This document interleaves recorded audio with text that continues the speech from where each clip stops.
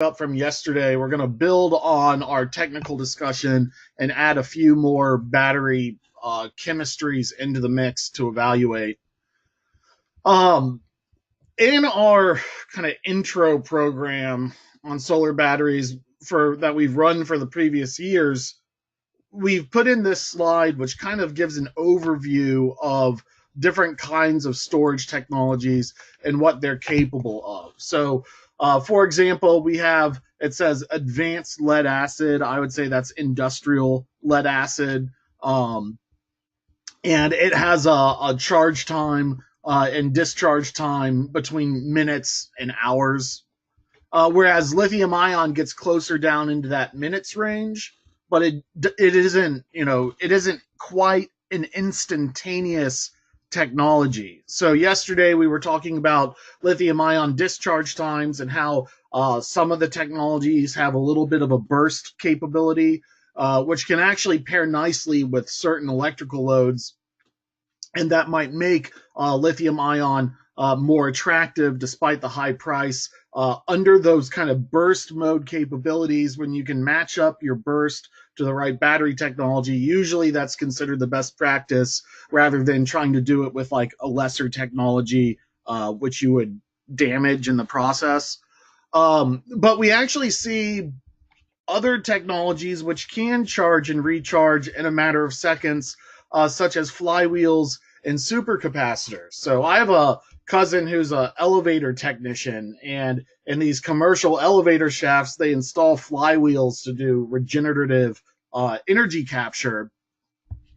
And then yesterday in class, we talked about a company, Kilowatt Labs, that has a supercapacitor on the market, and we will get into their spec sheets a little bit further over the next few slides. There are, flow batteries. We saw from Energy Toolbase yesterday, they say they do interact with a number of flow battery manufacturers. So there are flow batteries that are at least trying to get to market. But we can see it's not, flow batteries are perhaps competitive to lead acid in terms of providing base load generation, whereas you would still want lithium ion or even other more top shelf technologies for quicker loads. So here's an example of a supercapacitor made by a company in Australia. So this is not I don't have a supercapacitor. This is the Australian. They're one of their first Australian customers. And what's most interesting about the supercapacitor is it's just ridiculous 1 million cycle life as long as you use it within spec. And then the other thing that's interesting about the supercapacitor is it's like 1.7 C discharge rate. And I wouldn't go and I put in unlimited, but I've actually found an even faster battery technology that we're going to talk about in a little bit. What we saw with lithium ion and lithium iron phosphate is that they can't maintain this 1.7 C discharge rate. So, they want a C2 discharge rate. So what that is not 1.7 C. What they want is C divided by 2. And so C divided by 2 would imply a 2-hour discharge time. 1.7 C, C is like a 1 hour time. So 1.7 C is actually like a 1 divided by 1.7. It's we're talking minutes rather than an hour. So it can sustain a high discharge rate.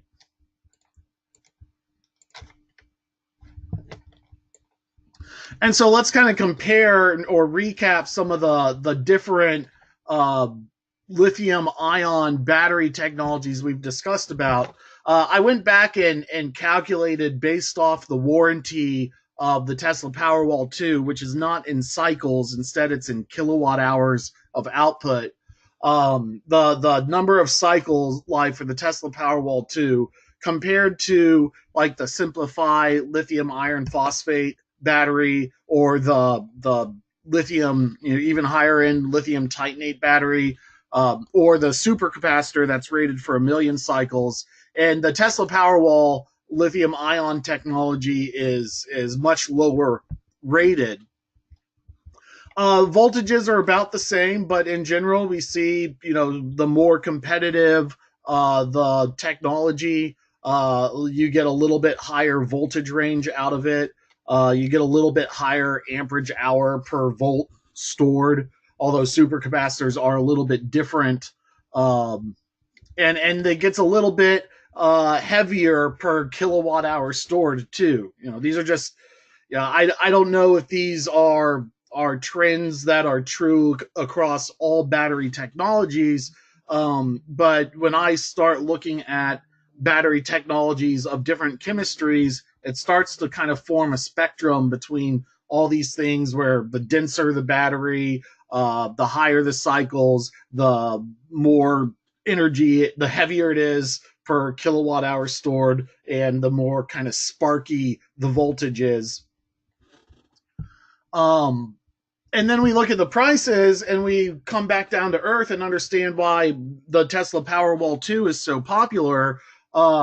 Its raw battery cost is estimated to be around $130 a kilowatt hour. So like the cost of the cell, not the cost of everything else. By the time you get to the installed cost of the Tesla, you get into, around a $750 per kilowatt hour of storage capacity rate.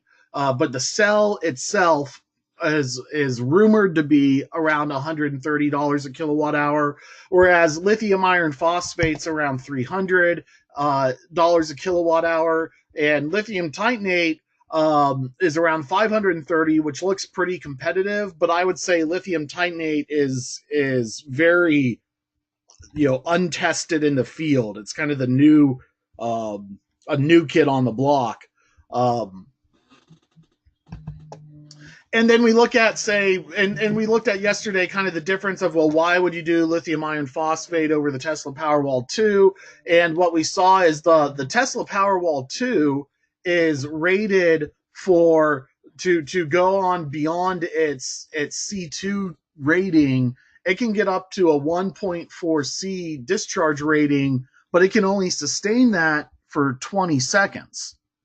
Probably can sustain it for longer. It's only rated to sustain a 1.4 C rate for 20 seconds within its warranty. Whereas lithium iron phosphate can maintain that 1.7 C for a 10-minute period.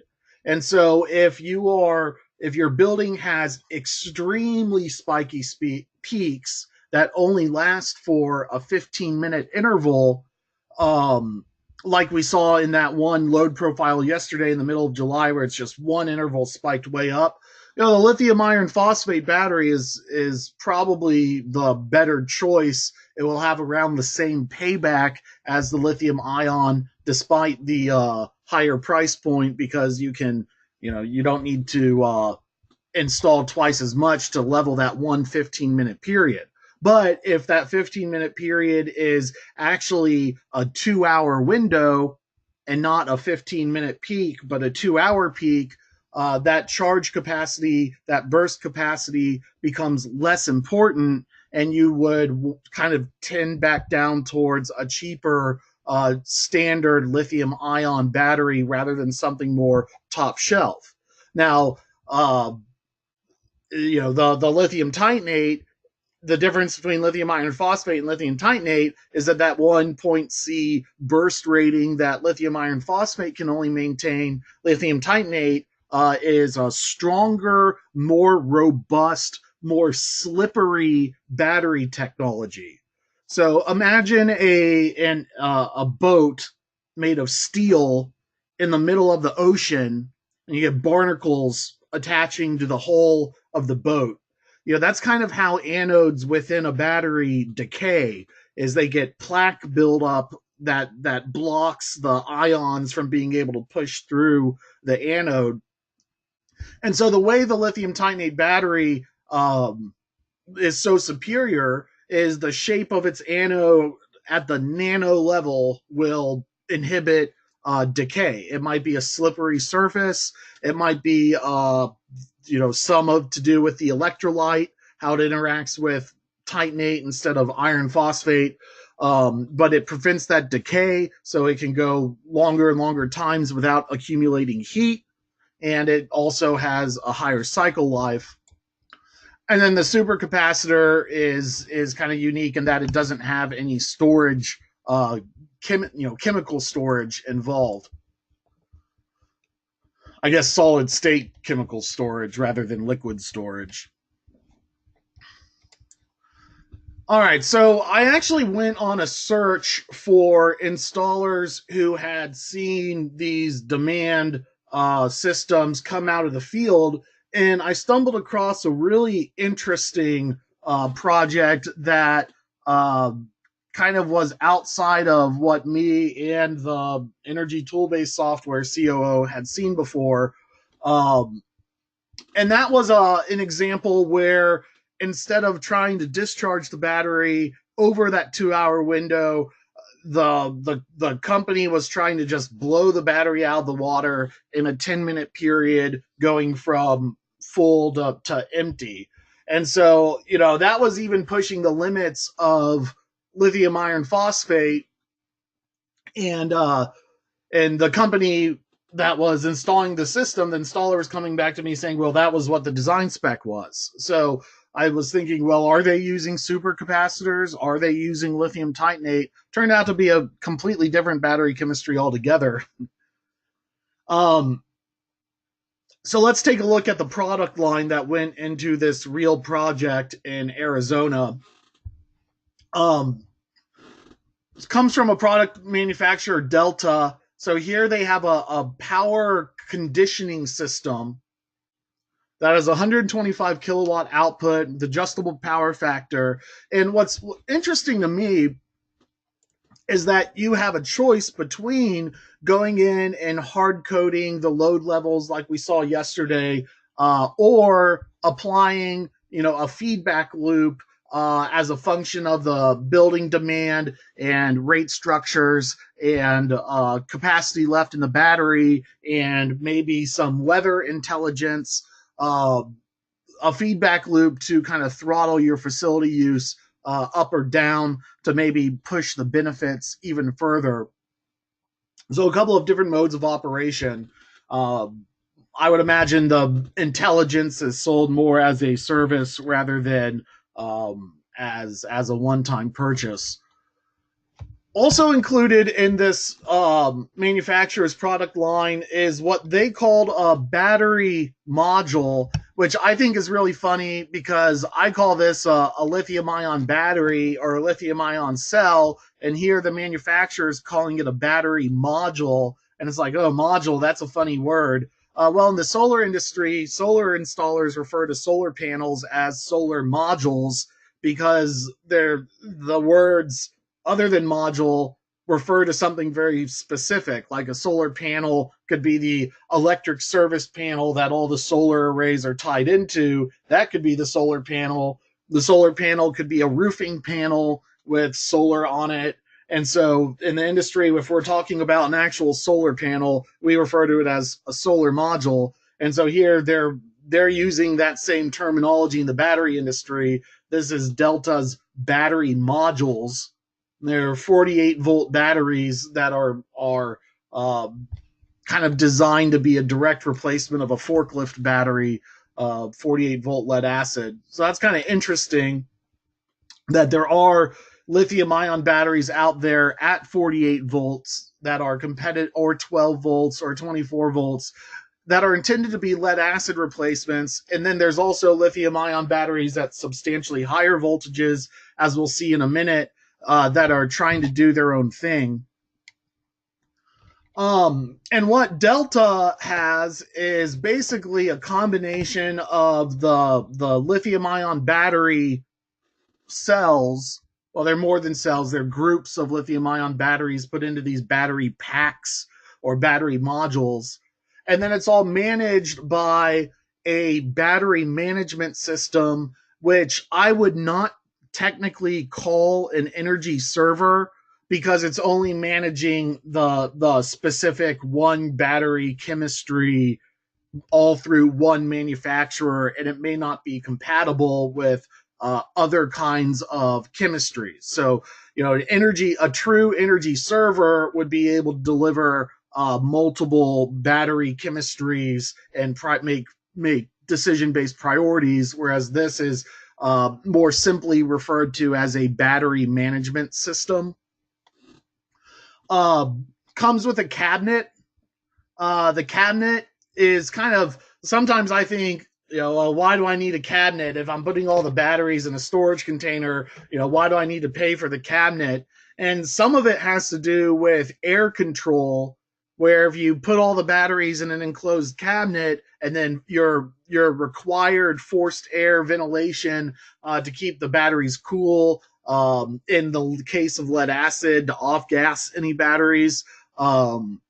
In the case of lead acid, where the batteries are unsealed and they off gas, you're required to continuously ventilate the air around the batteries at the commercial level. And so you would enclose the batteries in a case to make your forced air ventilation requirements easier. You could use a smaller blower to do that. Kind of like a computer cooling fan. Now that we're talking about it, and as we can see, is these cabinets can be stacked up and are designed to fit into a shipping container, so that they have kind of a system that scales up into the commercial or even utility scale level. And the word is on the street from solar installers is that these things are super easy to install.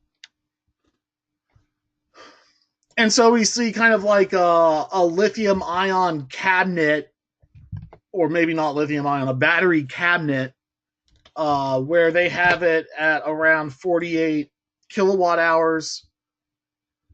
And then this is interesting. The system DC voltage is quite high. So we're going to come back to why this high voltage is so advantageous. But that's kind of something that's kind of new with lithium ion, is they've kind of thrown the 48 volt convention out the window and taken advantage of higher and higher voltages. We'll come back to that. They say greater than 4,000 cycles. Of course, we talked about how, these systems can last an extremely long time if you're not cycling them every day. You may not cycle them every day. And this is what they look like as a 20-foot or 40-foot shipping container. And so they're not just, they're pre-wiring, packaging, delivering, all this stuff in one skid that can be just set down. And I think it's kind of interesting that they've thrown in air conditioners, even though the lithium ion companies say, oh, you don't need to, you don't need to air condition us. The system providers are stepping in and saying, well, actually, we want you to air condition. That makes me kind of think about how that could apply to residential design, actually. So on my upcoming off-grid projects, we're building battery cabinets for the batteries and installing an air conditioner that just runs during times of peak production, when the energy would otherwise be stranded. But we talk about that more in the off-grid class. But it makes me be a big fan of air conditioning the batteries, regardless of if they're high-end lithium ion, you want to treat them right. If they're low-end unsealed lead acid, you need to put water as part of your maintenance into those batteries, and an air conditioner produces water. So you might as well put it all in the same container, and start delivering a system rather than just components. So this is kind of the standard arrangement for commercial buildings who want to install these larger systems for a variety of purposes. And you get kind of the numbers here, where a 40-foot container skid would be equivalent to about a 2 megawatt system. And it could be used not even for solar peak management, but maybe like emergency power. your buildings may have emergency power requirements. So here's some information on this project. What this guy said is the application he knew of was two 125 kilowatt inverters on one 48 kilowatt hour battery. And so what we're talking about here is pull up our calculator and you say, well, what does that mean? How quickly are they going to discharge the battery? And it's like, okay, well, we have 250 kilowatts on 48 kilowatt hours. They're trying to they're telling me, this guy's telling me, oh, he's trying to discharge the battery not at a C over 2 or 1.7 C or anything near that. He's trying to discharge his batteries at 5 C. And if you do that with a lithium ion battery, it's going to catch on fire and you won't be able to put it out. It's catastrophic. Especially the low-end batteries. The ones with cobalt in them are the ones where, all that hubbub about lithium-ion batteries burning planes out of the sky. That's all with the cobalt in the battery. And once you get into lithium iron phosphate on up, you kind of avoid that. But still, I hadn't seen anything. Even this super capacitor is not achieving a 5 or 6 C discharge rate. And I spend more time in class talking about the discharge rate because it's more important than the charge rate.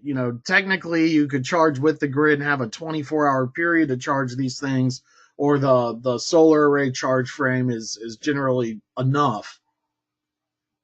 Again, remember, with charging a battery, you might have some efficiency loss if you charge at a higher rate, but on a solar peaker plant, the energy, or in other words, the efficiency doesn't really matter because the energy rate is so low and the demand charge is so high that you could inefficiently charge the battery and still have it still maintain your payback. Well, this guy is saying, okay, well, yeah, this battery technology they're using is rated for 6C, and his understanding was that it was to cut down on peak demand. Although he kind of changed that a little bit in the conversation. So they say that battery cabinet that we looked at, that 125 kilowatt, that was the one that was used.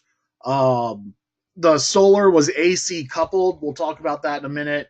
And that his other very interesting comment was, at least in his business, he sees peak shaving around 50 to 100 kilowatts being kind of the sweet spot.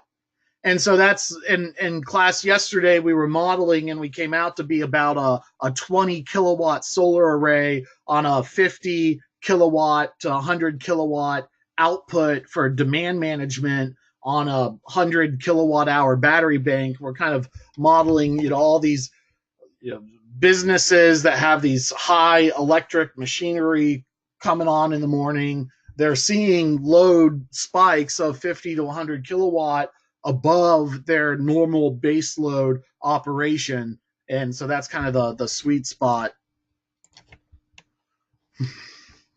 And he said, I asked him about, well, can't you just electronically control the load so it all doesn't come on at time? And he says, well, there's only so much you can do about that.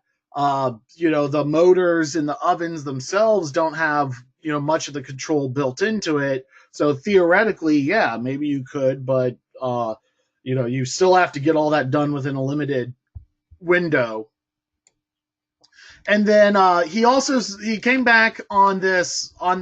I understand it was to cut down on peak demand charges, and we have a different battery chemistry for standard storage. Perhaps they go back and use, other lithium iron phosphate or other kinds of battery technologies for standard storage, and we just got confused in our correspondence, because he comes back and he says, we're using this on our fiber optic network, which requires the system to power down over a 10-minute period from full power.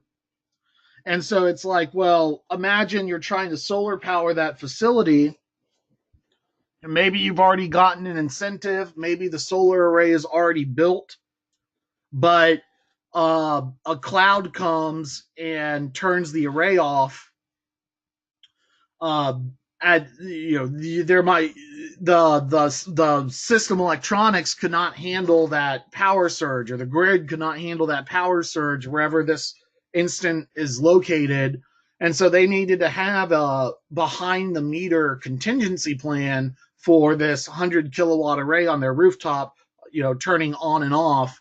And so they actually tested with their facility, simulated the solar array power outage with the 125 to 250 kilowatt output on a 48 kilowatt hour battery bank, and determined that they only needed 40 kilowatt hours of these batteries to provide that power.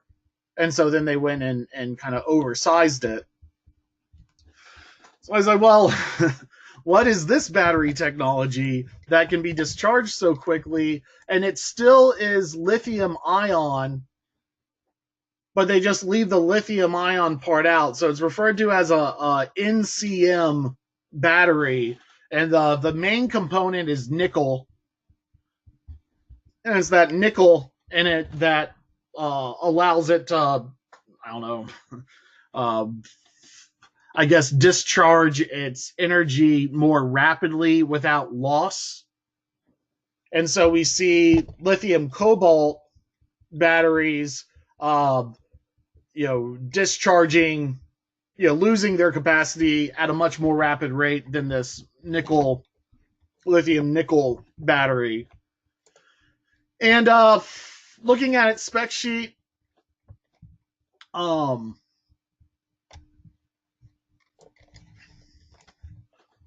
they're giving it a rating at a 0.2 C discharge rate, but they're saying you can discharge it at 6 C. Here they have the continuous current, and then a less than 10-second current of 285 amps. So that's pretty crazy, because like the Tesla Powerwall, its 10-second burst speed was only 40% higher. This lithium nickel, its burst speed is like 240% higher. So it has a crazy instantaneous discharge speed. So if you have a technology that needs a instantaneous discharge very quickly, then the lithium nickel chemistry is where it's at. Lately, there's been some articles on the anode of lithium nickel, where you have a lower end lithium nickel battery and then a higher end lithium nickel battery that has silicon in the anode. And this is stuff that's just coming out like in the last year or so. And that's created a lower shelf and top shelf discrepancy between even the lithium nickel batteries by themselves. And the same group, this is the study that's referenced. You can find this on the internet, that the lithium nickel batteries are more expensive than lithium ion, and they're really intended for electric vehicles, although we see this fiber optic network saying, well, actually, we need a very quickly dispatchable battery as well. And so what they're saying is, right now we have these lithium iron phosphate, lithium titanate, then we have the lithium cobalt, and then we have these lithium nickel batteries, and that it's moving over towards lithium, I guess, silicon batteries, or lithium nickel silicon batteries, and then ending up 10 years from now, we're going to be talking about other batteries. So it's a very changing market. And because it's a changing market, you don't really want to go with the top shelf unless you have to, because that might be overspending. In fact, with my off-grid customers in Mississippi, we put them on lead acid batteries today because we would rather have them wait, 15 years and then buy the best technology at that time than to be kind of the early adopters. In this same study, I just found this to be kind of fascinating in a breakout of costs and overhead in the cost of the battery. And they're pegging the kind of high end lithium nickel batteries at about $430 per kilowatt hour. And so that makes them, more costly than the Tesla Powerwall battery. That makes them more costly than the lithium iron phosphate battery. I'll go back to our chart. I guess I really need to put them on the chart. But they seem to be competitive with lithium iron phosphate and lithium titanate. What I wonder about the lithium nickel batteries is that perhaps their cycle life is not the same as the other technologies. So I guess that's where they're at. But probably you don't need a battery that has a very long cycle. The $1 million supercapacitor, a million cycle supercapacitor, you don't really need. So, lithium nickel batteries are, I think, probably worth considering for extremely spiky loads. And it's interesting too that was the one application, the only one project when I kind of reached out to my installer network that we'd actually seen come out of the field. Again, at these higher voltages, because we saw that those cabinets earlier were at higher voltages.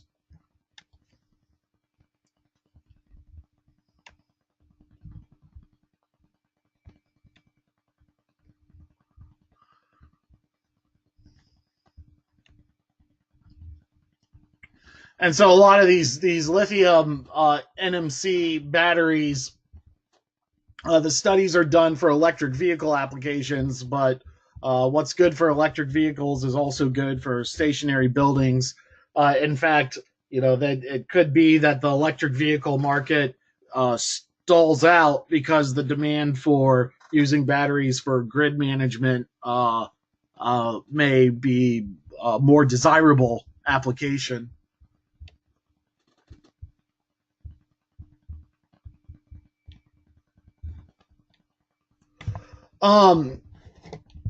So actually, then you get to the retail sale price of the NMC battery, and this might actually be more like what you would be buying it at as a project and not as an electric vehicle manufacturer or a big battery manufacturer.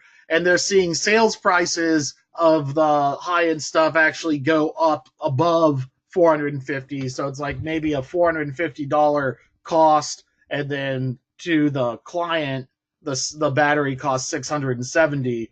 And so at that point, it is kind of still on the high end range. And if your load goes more than 15 minutes or more than 10 minutes, then you don't need it. If you realize that the loads that you're leveling extend for an hour or 2 hours, you can go back down to you'll have to buy more of it to level that wide of a load, but you can go back down to the lithium ion batteries. Now, lithium ion battery prices are dropping. Teaching this class 2 or 3 years ago, we were seeing that Tesla was reporting battery pricing in the $200 a kilowatt hour. Now they're at 130, and they're aiming for 100. So, the prices are going down, but I would say we're still kind of closer to the top of the cliff rather than the bottom of the cliff. And so, it depends on the project and it depends on your budget. But what I would like to point out is that if you do have to go dumpster diving for your batteries to make the projects work, lithium ion is not the only battery to consider for demand management. So let's say you're trying to actually do some demand management for a school. Maybe the school already got a solar array, and so it has a giant solar array producing power in the middle of the day. And you want to say, well, what kind of battery do we need to add to give this facility some backup power? Or maybe the size of the solar array is causing issues on the grid, and the utility wants, some to make some of that power a little bit more dispatchable. But let's say you have a limited budget. This is a graph that I put together of the lifetime of various battery technologies based on how deeply they discharge and what their warranty cycle life is.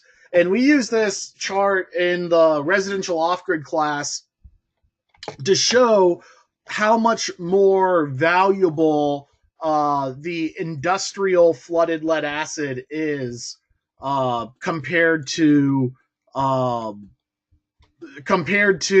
batteries that are even marketed as renewable or premium flooded lead acid. And so here's the renewable and premium flooded lead acid, and this is the industrial flooded lead acid, and then this is the Tesla Powerwall 2.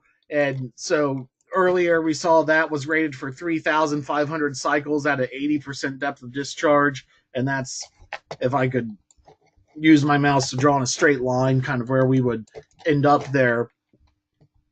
And so what we would see with like a lithium iron phosphate battery, it might be 4,000 cycles at an 80% depth of discharge under its warranty. Lithium titanate, it would end up here, and so its curves would be, more and more extreme. So what I want you to just kind of think about is that these battery chemistries are a spectrum, and the lower, the less performance you get out of your battery, the cheaper it becomes. The more you spend, the better your performance. But that's why it's just best to pick the battery that is most suitable to your load cycle. And then if the economics don't work, consider oversizing the battery bank, but getting into cheaper battery technology that are rated for fewer cycles. Because that's the other thing, is when you buy a $10,000 cycle, a 10,000 cycle battery, you're paying for all those 10,000 cycles up front. Even if its levelized cost is less, it's the capital expenditure that's the hurdle. So, it might be better to do a, fewer cycle battery, it might have a 5-year payback and conk out after 7 years, but you have a great chance of getting your money back and doing a small project and upgrading the infrastructure at that point as costs continue to decline.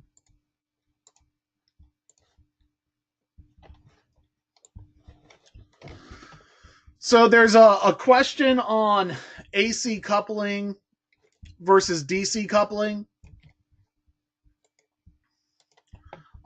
Basically, AC coupling is when the battery bank is on its own inverter, independent from the solar array. DC coupling is when the whole system is on one inverter and there's something in between the PV modules and the battery bank called a charge controller. And the charge controller kind of does the same thing as the inverter. The inverter conditions the power output, but it also takes the DC signal and inverts it into an AC signal. The charge controller conditions the power output, but it stays on DC. It's a DC to DC conversion rather than a DC to AC conversion. Furthermore, a battery inverter is bidirectional. It can discharge and it can also charge, whereas a charge controller is one way. And so for that reason, a charge controller is cheaper than an inverter, technically. Now, I say technically because on that kind of technical merit, the charge controller is cheaper. One issue we're seeing in solar is the solar industry scaled up faster than the battery industry. And so we have a lot of batteryless solar arrays on the market. And so a lot of research and development and economies of scale for manufacturing went into the inverter, and the charge controller kind of got left behind. So right now, the relative cost of a high end charge controller versus inverter is about the same. Now in the future, the DC coupled platform should result in the lowest capital expenditure. And so in the future, the design should fall out to have go back to DC coupling. The problem is the charge controller market is not very good right now, and there's not a lot of kind of design innovation to be had in that market. And so AC coupling is kind of the simpler way to go. And so in fact, if you're retrofitting, if the solar array is already there, AC coupling is absolutely how you want to go, because you just use you don't have to get rid of the existing inverter. You just use a brand new inverter. So why would you DC couple today? And this discussion over AC coupling and DC coupling is kind of silly, because you can do both. You can have some of the battery, some of the solar array on a charge controller directly wired to the battery, and then you can have the rest of the solar array doing whatever it wants. And so, like, if your battery location and your solar location are far away from each other, AC coupling may be the better way to go, especially on a rooftop, because on a rooftop, the DC wiring has to be in metal conduit, although on a project of this size, I'd imagine you'd be in metal anyway, so it's not that. At residential, being able to run AC through the roof can sometimes have an advantage. The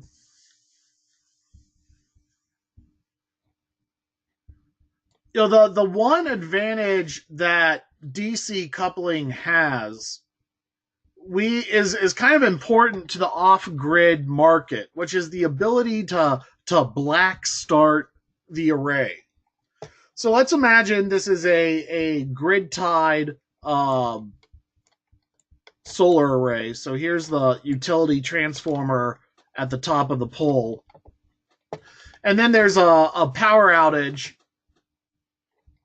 and that transformer powers down. Okay, so in either case, you can be running off of your battery and also running off the solar array.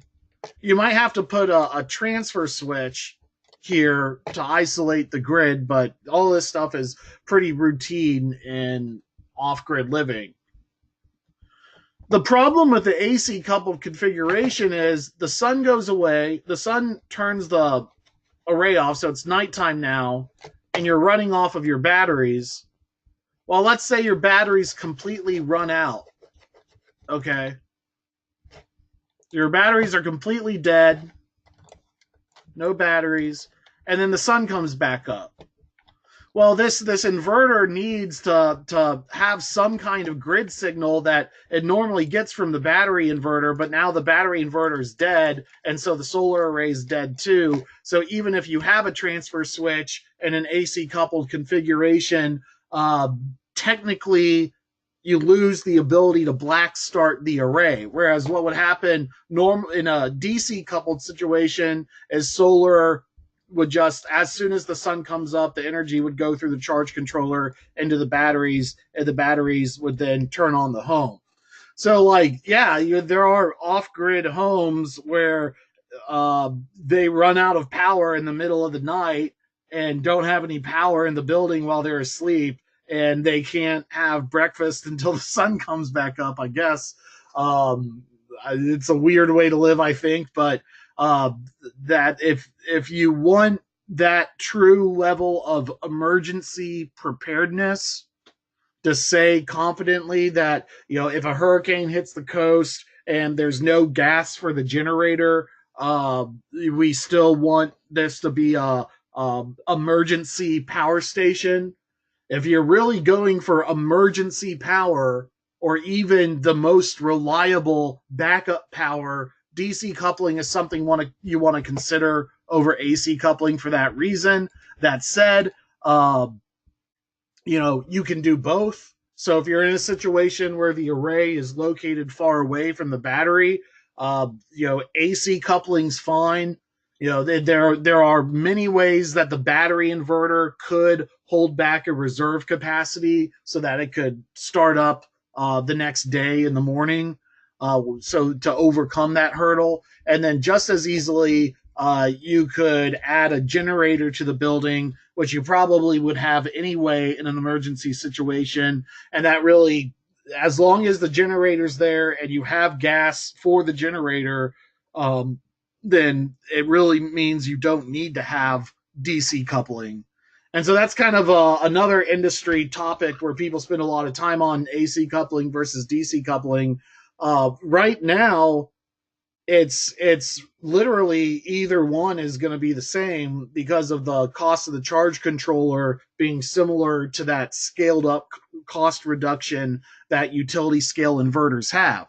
So right now it's just as cheap to go out and buy a 200 kilowatt utility scale solar inverter and AC couple as it would be to go and buy a 250 kilowatt charge controller and DC couple, although that will change as this industry ramps up. And already, we're seeing, say, like that example we just talked about, that power station that does DC coupling. And so this is a wiring diagram for how DC coupling, kind of looks like in the residential market, where you have your solar array wired to a charge controller, and then the charge controller is wired to a distribution panel along with the inverter. But the thing that's weird about this distribution panel is there's a shared DC bus. And so there's actually, for this manufacturer, there's a DC side to this service panel and then a AC side, a separate AC side to the service panel. And so it's one distribution panel, but there's actually a shared DC bus by the charge controller and the into the inverter.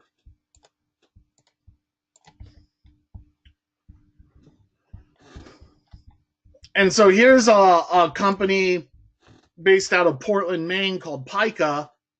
And what they've realized is, hey, if I have a little controller, maybe not a micro inverter, but kind of like what SolarEdge does, Piko puts a DC to DC, they call it a power optimizer, but what it really is a charge controller.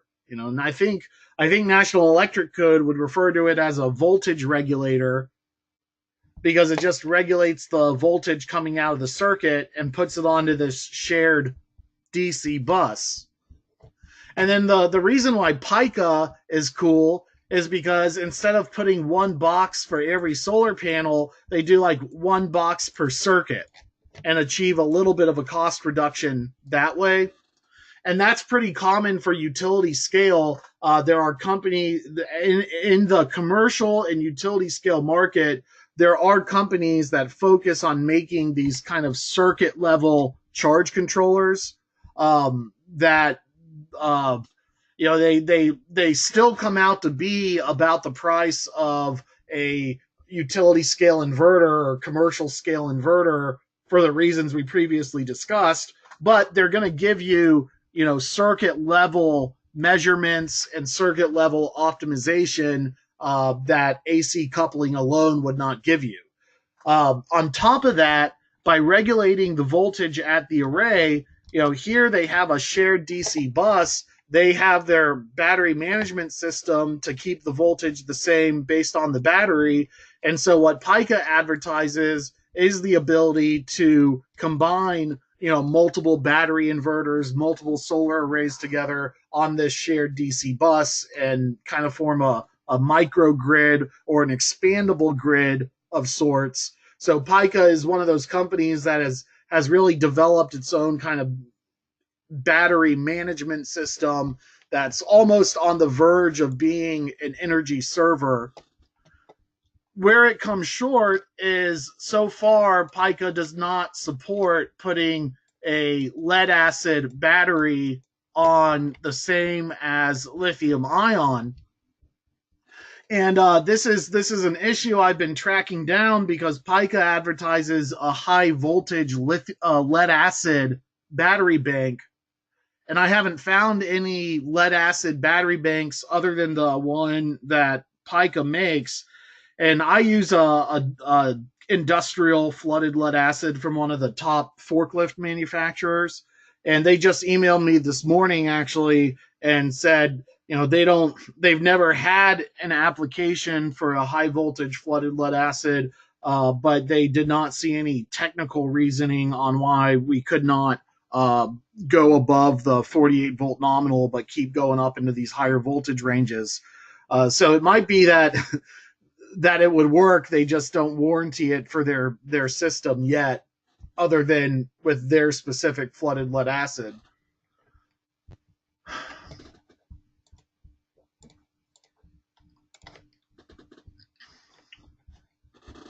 Now, this is very similar to an off-grid residential system that I installed 2 years ago. And it really got me rethinking my whole design approach. We talk about it more in our off-grid class. But the problem is when you start to scale up multiple inverters and multiple battery banks, you have to bring them all into like a central switch gear where everything is wired in parallel to each other. And so on a smaller system like just one Tesla Powerwall, one lithium ion battery, that can be installed rather simply. When you scale up these systems, this box itself is costly. It's that's where they kind of get you, is they give you competitive pricing on their charge controllers and inverters and generator or whatever, and then it's like, oh well, it's $100 a breaker because this is our specialty central management unit and it requires these specialty breakers. So I mentioned that because you might be in a position where it's like, well, do you really need a higher end commercial dedicated machine, or can you kind of borrow products from the residential sector? I would, if you're looking for commercial load leveling of anything that's greater than like 10 kilowatts, I would stay away from residential product lines because of balance of system costs. AC coupling is very easy. AC coupling can be done on the roof now. There are inverters that are like micro inverters for commercial that are string level. So instead of one per panel, there's one per circuit that will do a complete inversion on the rooftop. So you can actually get, depending on your layout, you may not have a lot of real estate inside the building or outside the building. AC coupling might be able to save you a little bit of real estate. Since we're on the topic, yesterday we talked about small solar versus large solar, and that a solar peaker might only be on a footprint of the roof rather than cover the whole roof. I just thought now would be a good time to mention a lot of flat roof solar arrays are kind of like this, where they're ballasted down with concrete blocks. And that adds a lot of weight to the roof. And sometimes especially your metal frame buildings are like kind of designed up to spec. especially on a retrofitted metal building where they had to go in and put in a fire alarm, water system. That adds a lot of weight, so there might be a lot of added weight already onto an existing building. Um, I don't like these concrete systems if I'm covering the whole roof of a building. I like making positive attachments because flashing and sealing a flat roof is really not that big of a deal. There's other things that poke holes in roofs, your drainage vents, your air conditioner units. Your commercial roofer has products for flashing and sealing TPO roofs or membrane roof systems, and it lightens the load when you positively attach to the roof. You don't need the additional weight of the concrete. It actually kind of adds to some reinforcement of the roof too. But then again, on a 20 kilowatt array on something that doesn't cover the whole roof but just a tiny section of the roof, it's really no problem to go in and install one of these concrete ballasted systems more simply. And the concrete ballasted systems are kind of the industry standard for commercial flat roofs. I just personally don't like them. There's a Dietz Watson warehouse fire that started for another design reason, uh, really consisting with rooftop conduit runs, which should have been transitioned into the building to avoid the higher operating temperatures. But thermal expansion caused the conduit to rip apart and fray the wires. And back in the day, the ground fault detection systems of central inverters had a blind spot in them, and it was that blind spot that burned the building to the ground. And bringing this back home, in the news report, a fireman mentioned that he had seen concrete blocks falling through the giant hole that was in the building underneath the solar array. So I like avoiding loose concrete on the rooftop if you can. But I even still, with my bias, I think it's acceptable to do like a 20 kilowatt array that's non-penetrating on the most stable part of the building. And then I don't even do I do a different configuration for residential, which is to keep everything completely off grid.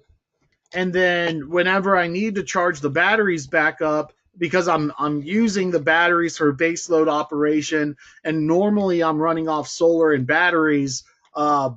Whenever I need to, I'll put a transfer switch between the grid and my off-grid customer. And so what'll happen is the home will switch off-grid during the day, and whenever it needs to, it reconnects to the grid to charge the battery. And kind of the advantage of this is twofold. The first is you could attempt to argue to the utility that because your solar array is not directly interconnected to the grid, and because you're not outflowing onto the grid, you do not need an interconnection application, and you do not need these solar discriminatory fees because you are not using the grid assets. You're not outflowing onto the grid. You're just using less electricity from the grid in a one-way format. And that is kind of a design configuration you get forced into if you have very punitive grid access policies. But I mention it because it's something you could do at the commercial level as well. And then on what the added bonus of the grid assist configuration is you're not trying to backfeed to the grid. And so in my design I choose an inverter that has all of this stuff kind of built into it, and then I DC couple the solar array. And so what that means is the inverter that I use is designed for a grid assist configuration, and it's just a one-way inverter that goes into the load. It's not trying to backflow onto the grid. And because it's a one-way inverter rather than a bi-directional inverter, it's cheaper. And so, and I do this specifically in Mississippi residential because we have terrible solar discriminatory fees that make outflowing onto the grid not worthwhile. And we have to make up the budget for the batteries somewhere. So the best thing I can do is get the cheapest battery inverter out there that is functional, and that is a one-way battery inverter under a grid assist configuration. Some other design notes that are a little bit more important, commercial, is you may be able to get away with, whether you're on the rooftop or whether you are on the, in a ground mount next to the building, you may be able to get away with higher voltages. And so that's the big thing with the commercial. As we'll see, the high voltage is cost effective because it reduces the number of circuits that you need. It reduces as a lot of just component reduction. Operating at high voltages is more efficient. We transmit electricity across the whole country on a high voltage power line system. Power equals volts times amps. If you increase the volts, you decrease the amps. And so the voltage rating is more like the pressure rating of like a water balloon. That plastic is rated to hold the water and function. If you put too much pressure into that balloon, it'll explode. Current is, how much electricity flows through the tube. Pressure is more like the skin around it. And so generally when you're increasing the voltage, you're dropping the amperage, and that's going to allow you to transmit electricity over greater and greater distances more efficiently. And we see this, and for that matter, we're also in another constraint of our battery banks kind of having two different standards. Do we go with a 48 volt battery, or do we go with a higher voltage than that? Well, when you go with a lower voltage, you hit that maximum voltage a lot quicker. And so just as an example, in solar design, if I'm doing DC coupling in residential solar, we have a choice between 150 volt charge controllers versus 600 volt charge controllers. And the commercial level, you might be choosing between a 600 volt charge controller and a 1,000 volt charge controller, or even on up. Right now you can buy for kind of the same price 1,500 volt modules and 1,500 volt charge controllers. They really like, there's one company called Amped that makes them. And they really just like selling to commercial industrial, not to residential. But the reason why I mention that is, say I go with 600 volt charge controllers because I can fit more modules on a 600 volt circuit than I can fit on a 150 volt circuit. Same thing with higher voltage batteries. You can fit more batteries on the same circuit at a higher voltage, provided that the system can operate at that higher voltage, and it reduces all of this. If we can cut the number of wires that are needed to push this much power through this panel, if we can double the voltage and cut the number of wires in half, that drives down the balance of system material cost rather substantially. And so we go all the way back up to like the one, actually installed in the field solution. And what they're using are system voltages of substantially high voltage. So they're not stepping down to, even at the residential lithium ion level, the Tesla Powerwall, that's at a 350 or 380 volt operating. And so this lithium ion battery for demand management, they're even going beyond what is standard for electric vehicle charging or the Tesla Powerwall standard voltage, because they say, you know what? If we're buying our batteries separately and then putting them into our container and building all of this for its most cost-effective value, what we want to aim for is for the solar voltage and the battery voltage all to be as high as possible and all to be around the same voltage level. And so when we get into, say, where was it? There we go. Say we get into Piko's battery management system. What's interesting about this is they use a standard residential lithium ion battery, and they keep this voltage rating of this bus to be 380 volts. And then their charge controller is 380 volts.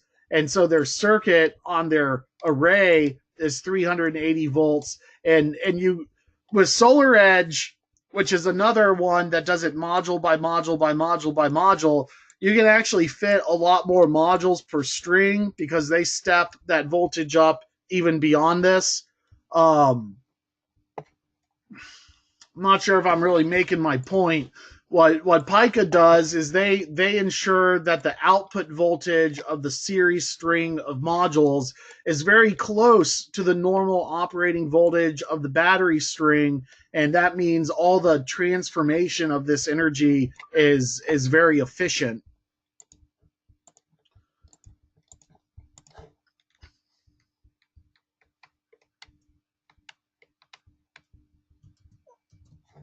You know what? Let me pull up a website real quick.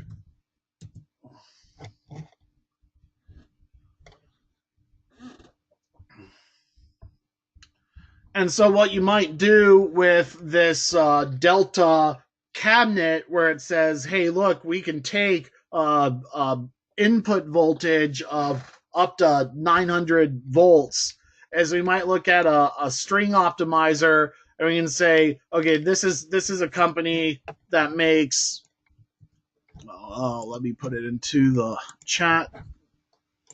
This is a company that makes string level charge controllers for the commercial market.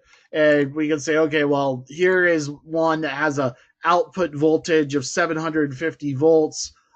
This one can do 1,000 volts. If we're using 1,500 volt modules, we might even go up to their 1,500 volt ones. And all that means is there's going to be less wiring and less cabling the higher and higher your voltage goes. Of course, we do limit system voltages, because the higher your voltage goes, the more dangerous the system becomes, which is why we generally only get in higher voltages per National Electric Code with commercial buildings.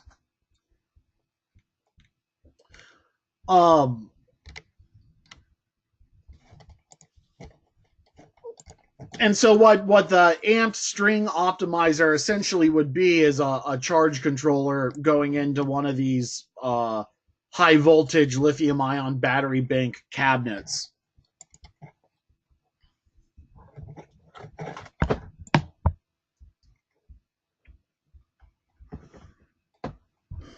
Okay,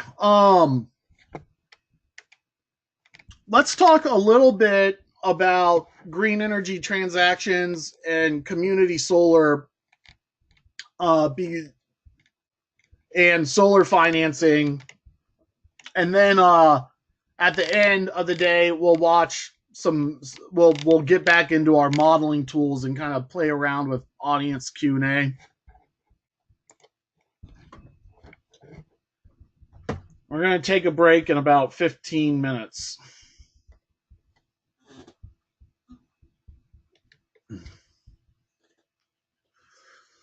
So one thing that is kind of interesting about green energy is that some consumers pay more for green energy voluntarily than standard electricity. And it's kind of weird because they're going to get the same electricity either way.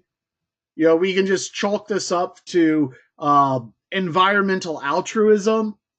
And it's rather surprising. About 2% of electricity sales are green energy sales. At least that was kind of back before, back in, there's a lot of renewable energy that's come to the grid over the past 5 years, even. Um, Voluntary green energy sales were a pretty dirty market, in my opinion.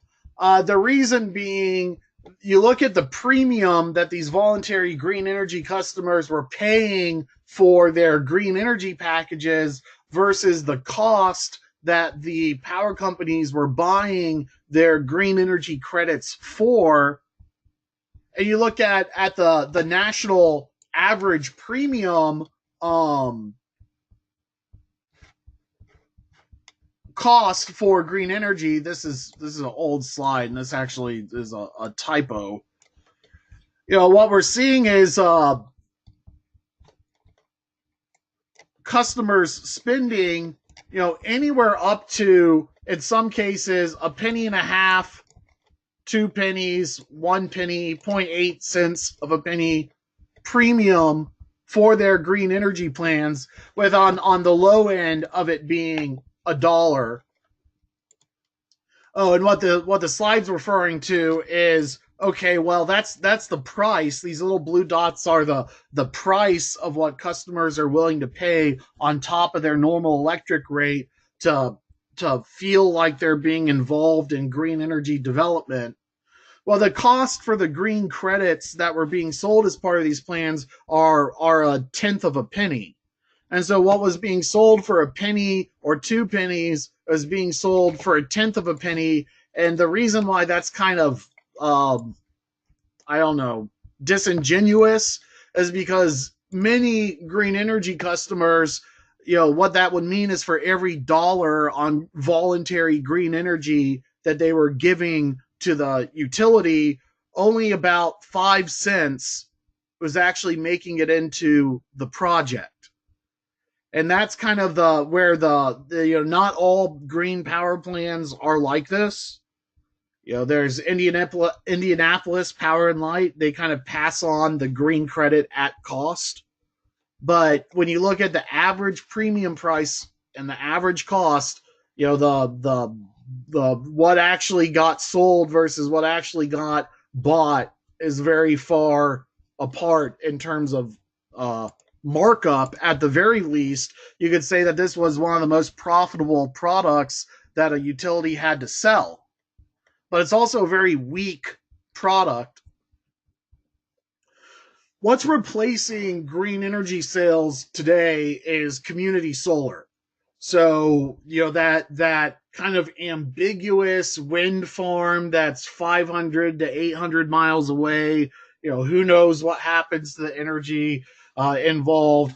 That rather weak value, which kind of created this huge markup. The customers now are wanting more tangible programs, even if they're not allowed to visit the array site, even if it's still a utility controlled program. The customer, what we see is the kinds of motivations where someone would go and apply a markup to their electric bill voluntarily. That's the same kind of customer who wants to participate in community solar now. So here's an example of a community solar project that I found a customer who participated on the consumer end in this project, and I asked him a few questions about terms and conditions and why he participated in it. And I think one of his responses kind of jumped out. He said he may save $10,000 over 25 years to participate in the program, or he might pay a little extra to offset his energy use.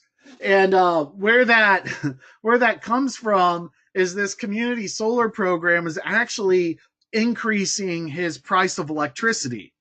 And so in this particular program, what they do is they increase your price of electricity, but they lock in the rate for 25 years. And so, what he's saying is, well, he might save $10,000 by doing that, or it might end up costing him a little bit of money.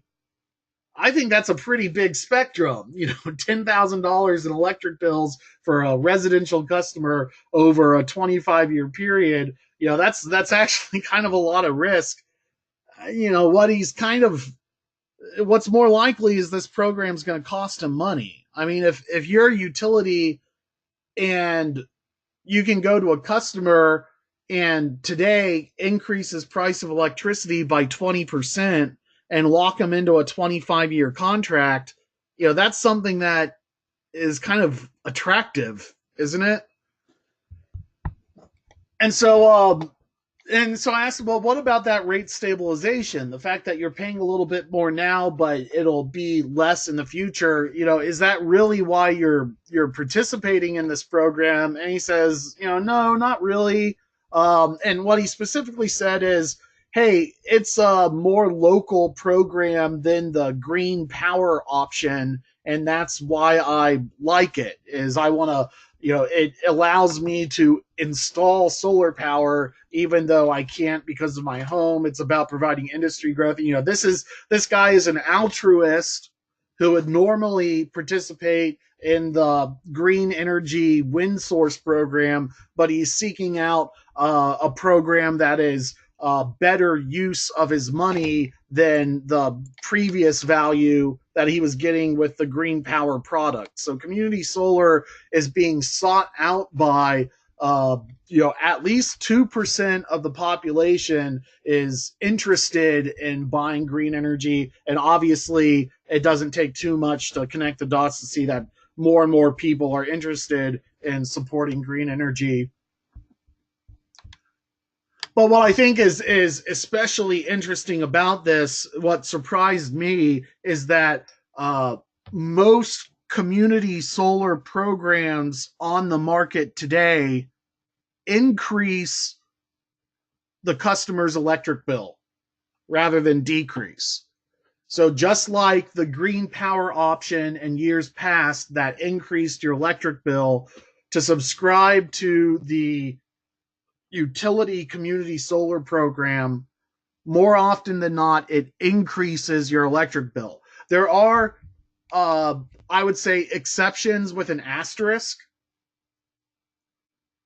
So in Massachusetts, there is a community solar program where literally you call up the company and say, hey, I want to be involved in your community solar program. And they take 5 to 10% off your electric bill and switch you over. Well, hey, why wouldn't anyone do that?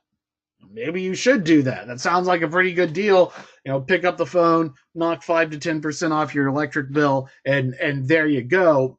But just remember, there's no such thing as a free lunch. So, what we look at is this is a market for carbon credits. You might be interested in this. I think that's the website. We'll see. So this is an example of a carbon credit vendor, and there's not a huge market for these carbon credits. It's only on very certain states, and most of the states, these markets have gone completely away. But in other states, such as Massachusetts, the response has remained somewhat robust. And you see these markets for these carbon credits and what they're being sold for, $300 a megawatt hour. That's 30 cents a kilowatt hour. And the average price of electricity in Massachusetts is less than 30 cents a kilowatt hour. And what that means is the value of these carbon credits just in Massachusetts and Massachusetts only are worth more than the retail price of electricity. And that is just another way to say that the state of Massachusetts has chosen to provide local subsidies to solar projects. And I guess that's their prerogative. But, in hindsight, you look at the deal that's being offered by the community solar program, that sounds like it's too good to be true, and that you can just call them up and take money off of your electricity. What this is they're just splitting that solar revenue with you, that subsidy. I mean, not much. They're using you to pre-qualify the participation in the program. So you might actually sign up for this program before the project even comes out of the ground to say, yeah, I'm interested. When it comes out of the ground, let me know, because I want to knock that amount off of my electric bill. And it's that participation sheet that allows the developer to go to the Public Utility Commission and say, I want to do this solar project. I want to qualify it for the state incentive program. And I have 1,000 customers who are waiting for me to build this project to switch over and buy my electricity. And so please accept my project. It's all tied up in a bow. And that gets them through, their regulatory hurdles. So, I would just be very wary of community solar programs that actually save you money, and that, hey, they probably are good deals, but it's not going to last forever because of the subsidies. So you should do it now rather than later. But also, in the states where the community solar programs are good, the value of on-site solar or solar ownership are even better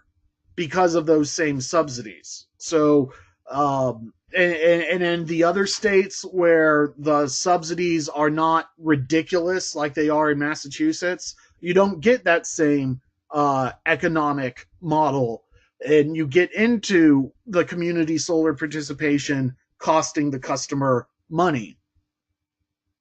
So let me give you an example of kind of what I think is one of the best community solar models in the country, and that's Michigan.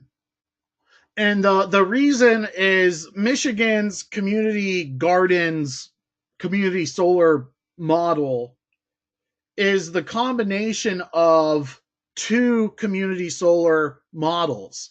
You have the first model, which is kind of like Massachusetts, and it's kind of like this Minnesota one that I showed you.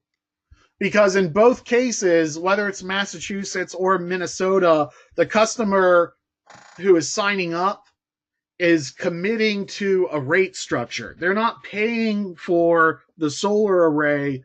They're effectively committing to buy the solar array electricity. So in the case of Minnesota, they're agreeing to buy that electricity at a fixed price for 25 years. And if they move out of the area, they have to match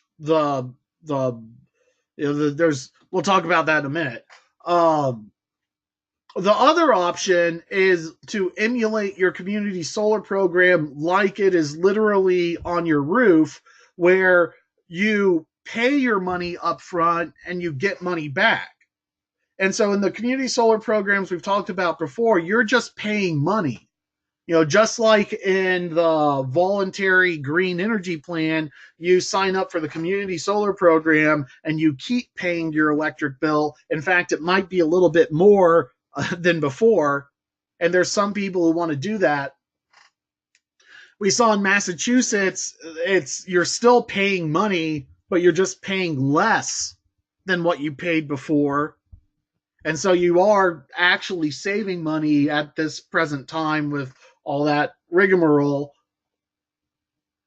The other option is to open up your wallet, buy a $10,000 chunk of a solar project, and then get a credit on your bill for the next 25 years, similar to owning solar on your rooftop.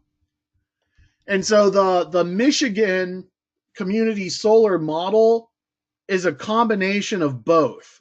So they actually give the customer the option to do either or. They can sign up as a subscription and pay a little each month to support the local solar project and get that feeling of ownership, or they can give even more money up front and get a credit on their bill for the next number of years of participation.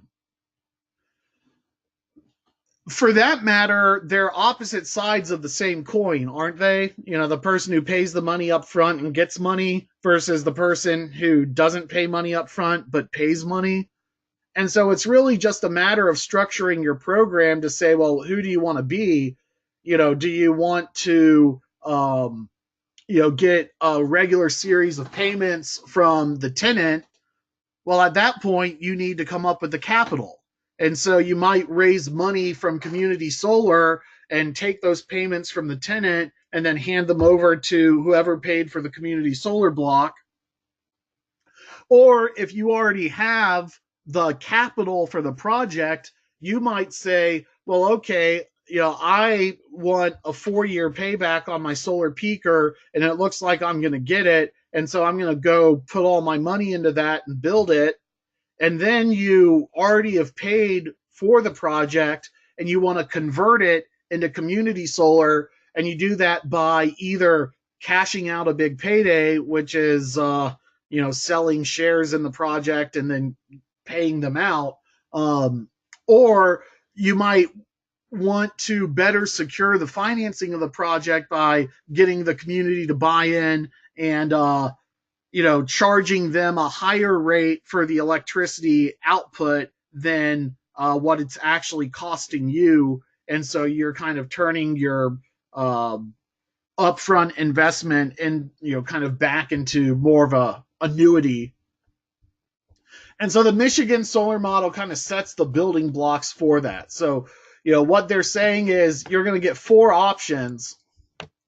You can either pay $1,300 up front, or you can pay $40 a month over 3 years, or $20 a month over 7 years, or $10 a month over 25 years. Okay, well, what does that get you? So what that gets them is a 500-watt share of the solar array.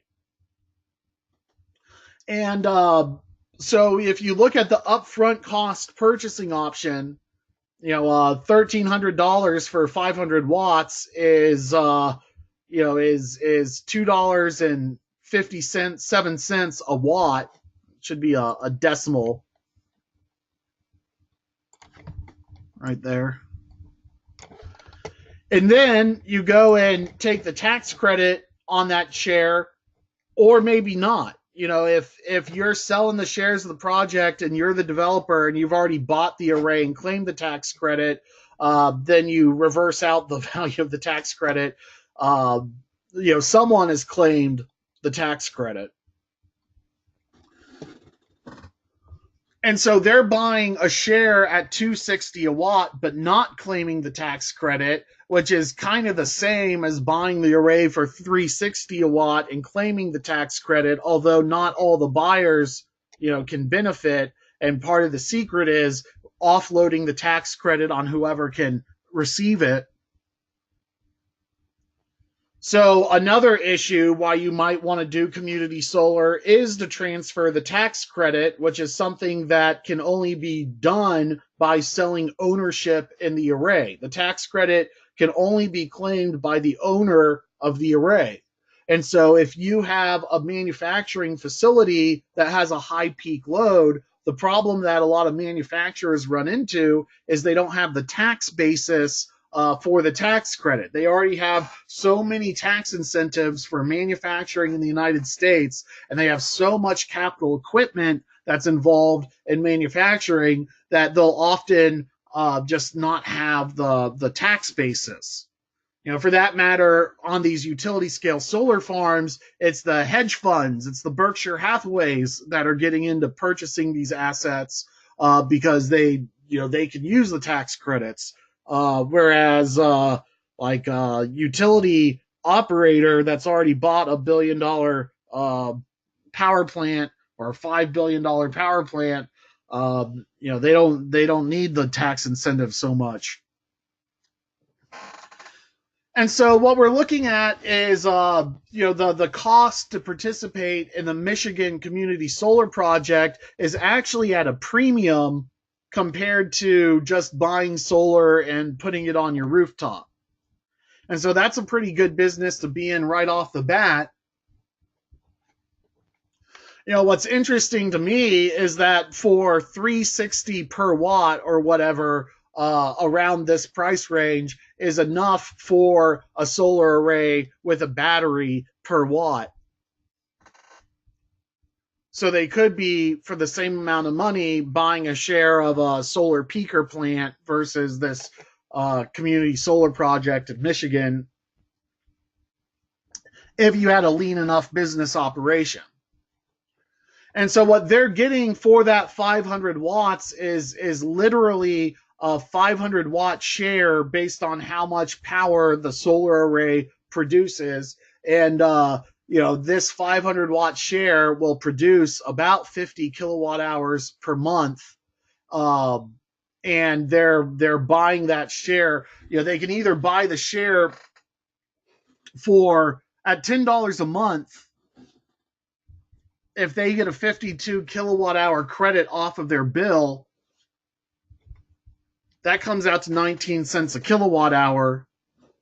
The price of electricity in Michigan is 15 cents a kilowatt hour. So effectively, if you go to this fourth option down here, where you're paying $10 a month for that credit, you are increasing your price of electricity to get solar power. And maybe down the future, the price of electricity goes through the rooftop. And so the credit that you get on your bill for 25 years, maybe eventually it becomes economic.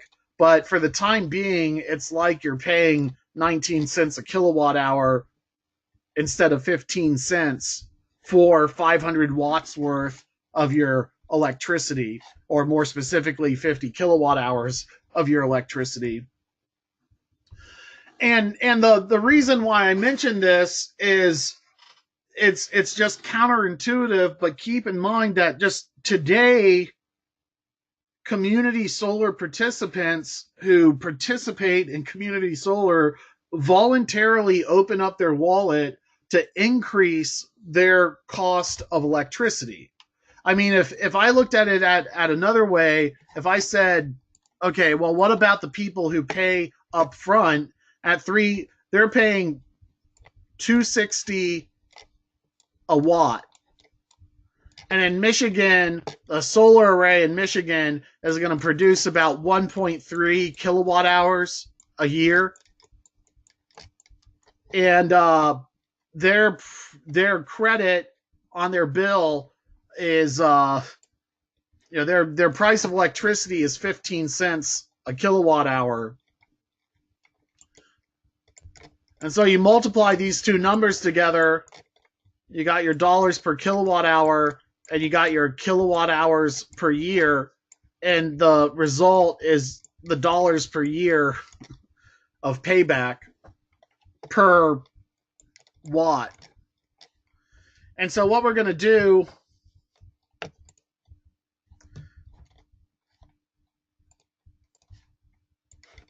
is we're going to take our 1.3 kilowatt hours per year, and we're going to multiply it by our electric rate of 15 cents a kilowatt hour. A solar array on a residential roof in Michigan, assuming that they get true retail price of their electricity, this program effectively will have a payback of $3.60 a watt divided by 1.3 kilowatt hours a year divided by their electric rate. And they're, so essentially if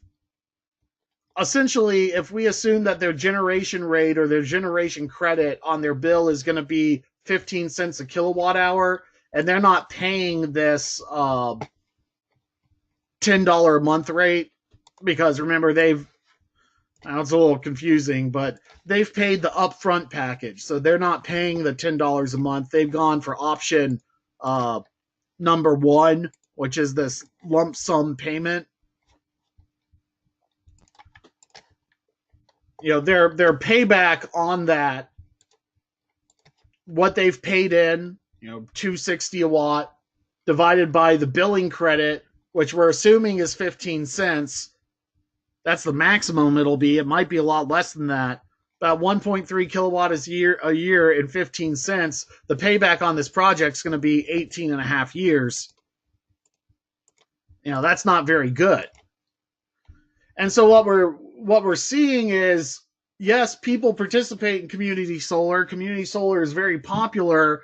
It's just that the community solar programs out there are not very good, because they're still all based around these energy rates, and the utility, when they do a utility scale solar, that power is being purchased usually for 6 or 7 cents. The only reason why the community solar programs work is that you're getting these long-term buyers to commit to high electric rates for 25 years, and that interest that's generated ahead of the project is enough to get the project funded. But no participant in these community solar programs that are being offered by the utility today is saving money, except in the areas where solar is highly subsidized by the state and local authority. And so what that also means is, not only are commercial solar peakers ripe to come to market, but community solar options could be a little bit better for the participant than they are currently. But also, because we see that the community solar participant is happy with a 20-year payback on their participation, and even that's not guaranteed, because if they move, what's going to happen is the developer, they're not going to need to find a replacement, because on these community solar programs, you're either paying a premium up front or taking a long-term payback where the savings come at the very end. So if you cancel halfway through your project, halfway through your contract, it's all lost to you, and you haven't gotten any reward.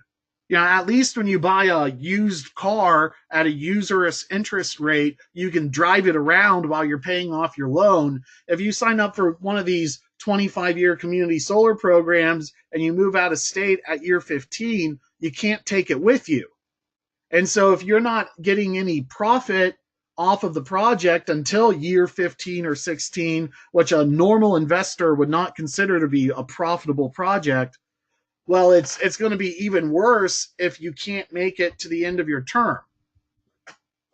This actually becomes a benefit if you want to develop a community solar model, because what the court systems, or the FTC, the SEC has come out and said, this is why we don't consider community solar to be a investment vehicle, is because there's no sophisticated investor would look at community solar, these options being provided to the customer, and say, oh, I'm going to make a ton of money off of that. In fact, the customers themselves say, I'm probably not going to make any money. If I break even on this, I'm going to be pretty good. What those customers want is to see local solar projects come to the grid. And so what that means is, if you can offer those customers a better deal, you might be able to get their participation and get the community on board with providing the financing for your project, either before the project is built, or if you already have the project built, it may behoove you to convert it into a community solar project so that you can cash out your investment and then continue to expand your portfolio. If the project is profitable over a 25-year period, you may want to have the ability to liquidate that investment, and by selling it to a community solar participant, you're effectively doing that. And because their appetite for payback is substantially less than a business investor there's an opportunity there for the business hosting the array to not only install the array at a good payback with demand management, but increase their profits further by inviting a community buy-in on the project, which for the right business adds additional PR value in addition to profit. Okay, so we went a little over. It's 12:44 Central Time, so it's 15 till. Why don't we take a 15-minute break and we'll pick back up after the hour, kind of complete this discussion and go back into modeling for the rest of class. So 15-minute break. We'll pick back up at the top of the hour.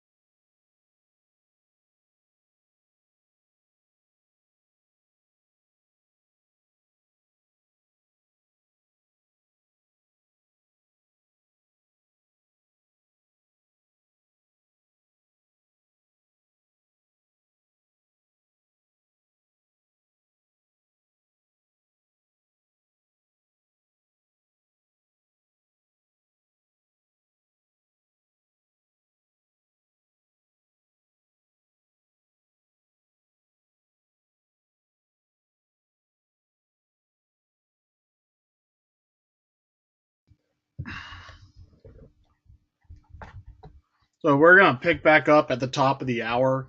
We still have a little bit of time left. Now's a good time to ask questions.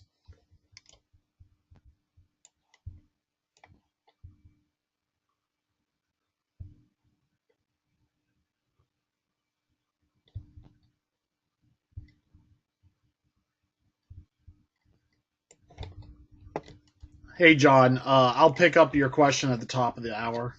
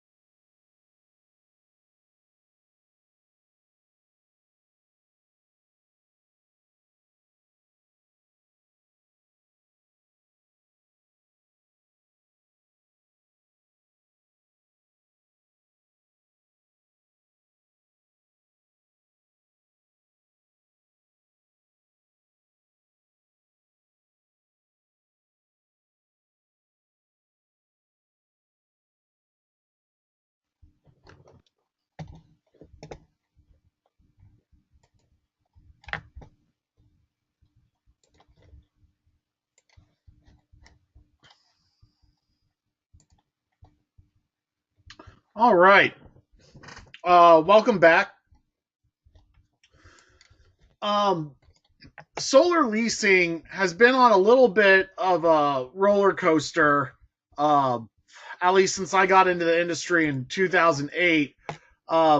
It got off the ground like right in this 2008 time frame is when the price of solar had fallen to the point where at average retail price electricity, the solar array would pay for itself over its lifetime. Which before 2008, the concept of having a payback on a solar array outside the very highest electricity markets was, unheard of. Maybe the actual date is more like 2005, 2005. But, before this era, solar would not pay for itself at average electricity pricing over the course of its life. Then after this era, it began to. And that led to this market for third party ownership under a solar lease. Companies like Solar City, Sungevity. Actually, most solar leasing companies have gone bankrupt. The ones that are out there, probably Sunrun is the one of the longer lasting and about the top of the market right now.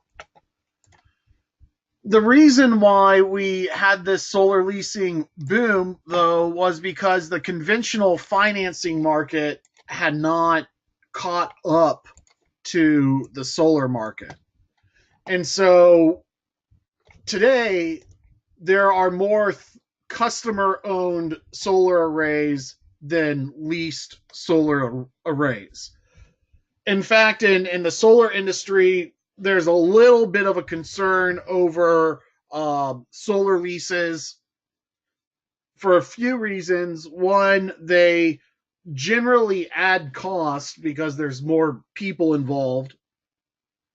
But when we say add cost, I mean often it's that sales rep pitching a "it's too good to be true" sales line to the customer. So the customer signs up and then realizes that the array in the most generous of cases, is like that Massachusetts Community Solar Program, and where the solar lease payments have only been slightly less than what they were otherwise paying. And that's the best case scenario. Um, the worst case scenario is that the salesman did not accurately represent the project financing to the customer, and now the customer is paying twice as much as they used to, and then they default on their solar array, and then no one can come and reclaim the solar array because it's bolted to the roof. And so you just have this solar array that's sitting there, not producing any electricity, and benefiting no one and causing a collapse in the solar financing market. It's a good thing the solar industry is not any larger than it has been in the past. Because what we see now is that third party kind of like overstuffed solar lease model is on the decline, and conventional financing is warming up. I've had clients finance solar by going to the home, doing home equity loan line of credits. And there's even unconventional financing that's available that is only slightly above what a home line of credit would be. um, Before the interest rate rise, I think it was I had a quote of around 4.9% for 7 years for private financing, still being a loan rather than a lease. And so now there are private financing loans you can get for 25 years. I've seen those loans be abused by unscrupulous contractors, so it's always good to get, multiple contractors bidding on the project. So solar leasing and solar financing didn't get off to a very good start. And a lot of it had to do with just natural, well, for conventional financing, the bank needs to appraise the asset, and the solar industry was too new, so the appraisers didn't know what to do, and so the assets couldn't be appraised for conventional financing. And that is one argument for a little bit of subsidization of the solar industry at the very beginning, to be able to get assets to market so that the financial sector can warm up to it.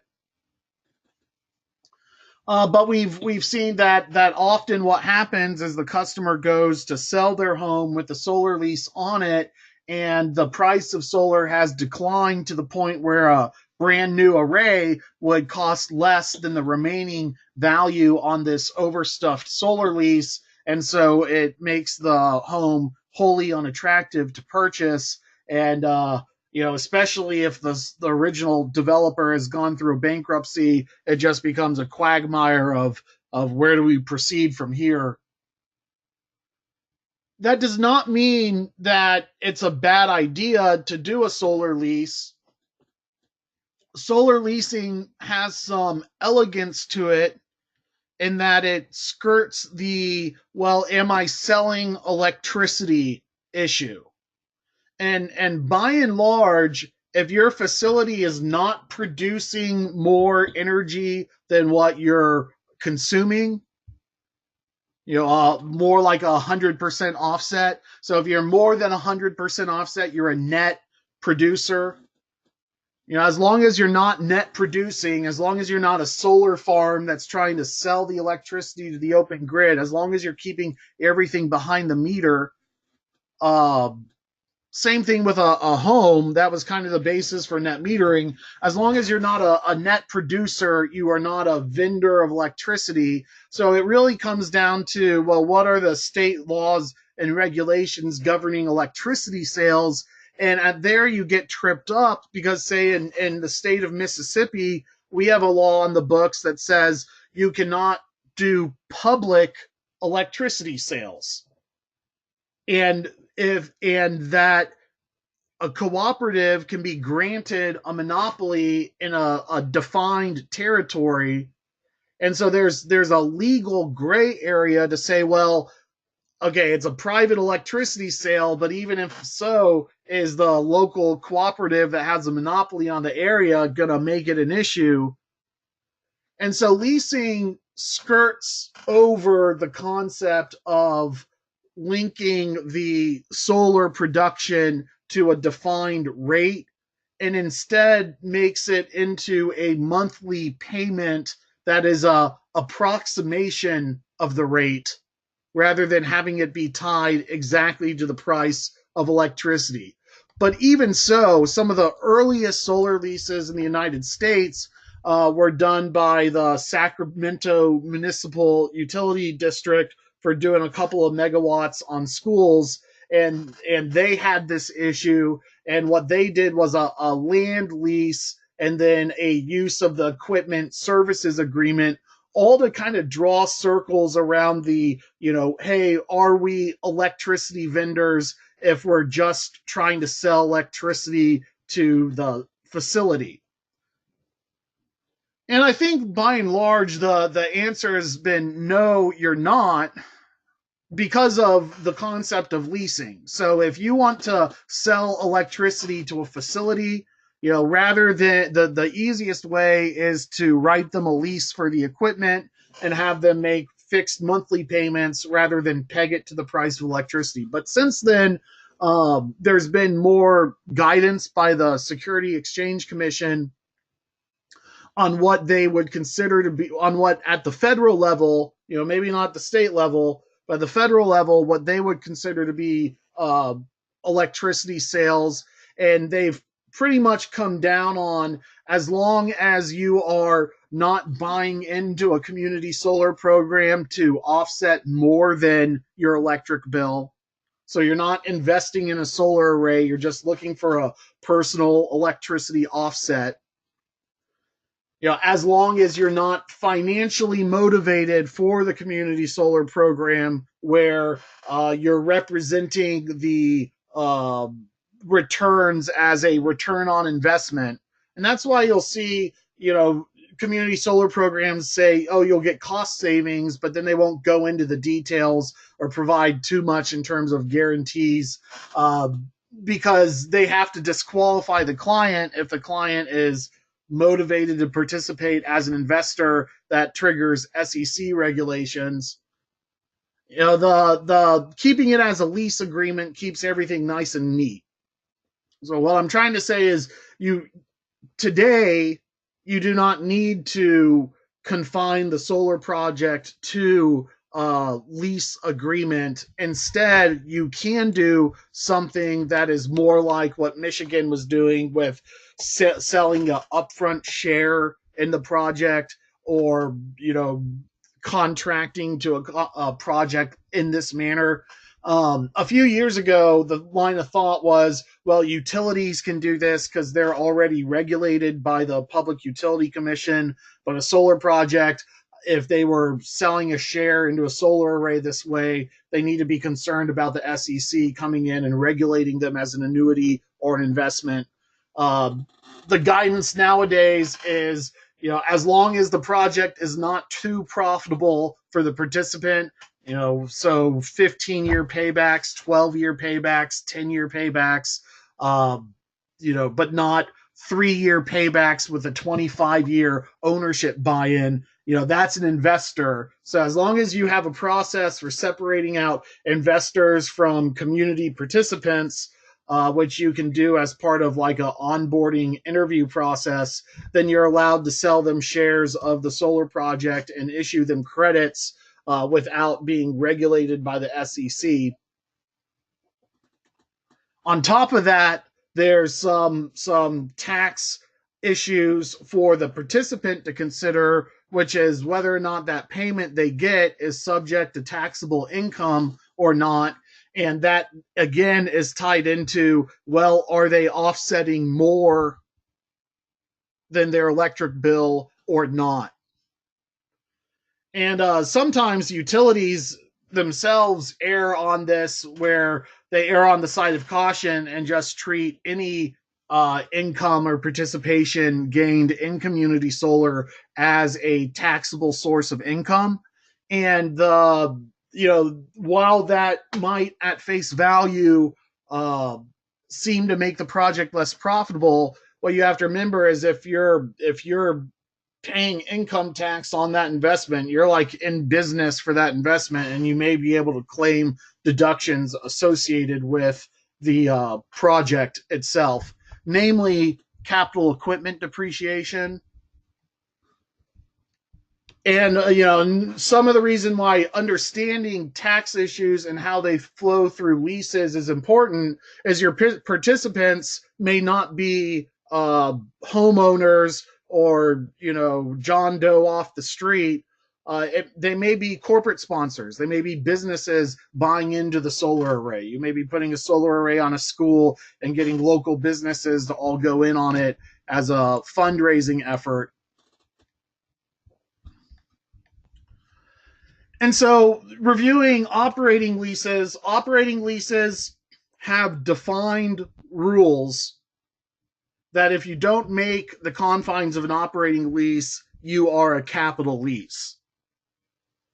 So there's really the important distinction is what's the difference between an operating lease and a capital lease. There's rules of accounting that govern this. And essentially, the operating lease has to be for no more than 80% of the asset life. So solar warranties are 25 years. Solar leases are often for 20 years. You see Tesla, who acquired Solar City, arguing for a 35-year or 45-year warranty, or at least assessed lifespan of the module so that they can stretch out their solar leasing terms even further. But they started with a 20-year term. So operating leases can be no more than 80% of the asset life. And in an operating lease, you have to remember that it's different than selling and lending the money. An operating lease is not a loan. An operating lease is not selling the equipment to the user, which they could also do with a loan. An operating lease is not a loan. It's what you would think of as a lease. Someone, the owner of the array is off-site. The owner of the array is the investor. The owner of the array might be the community solar program that has a buy-in. The owner of the array might be an S corporation formed by everyone throwing money in at the beginning. The owner of the array might be LLC selling community solar blocks online. The owner of the array might be the tenant of the building selling shares of the community solar array in their store. But the owner of the array is the one who is responsible for the maintenance and insurance and property tax payments, if there is any. The owner of the array is the one claiming the tax credit and the depreciation.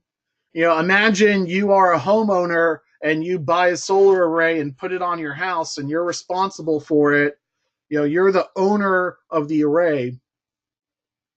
And therefore, operating leases are saying, and you can't transfer the ownership to someone else if you're the one, who's responsible for it. And obviously the big deal here is the tax credit on who's claiming the tax credit. So you're the owner of the array, you're claiming the tax credit.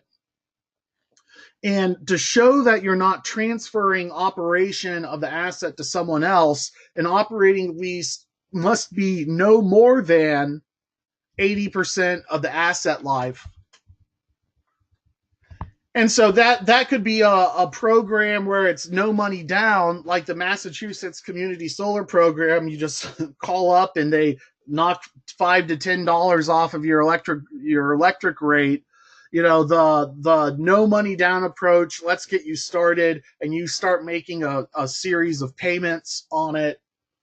That's an operating lease where the owner retains ownership and the tenant participant does not have the ownership. The lease provider is the one who claims the tax credit. Now, there is one loophole to this,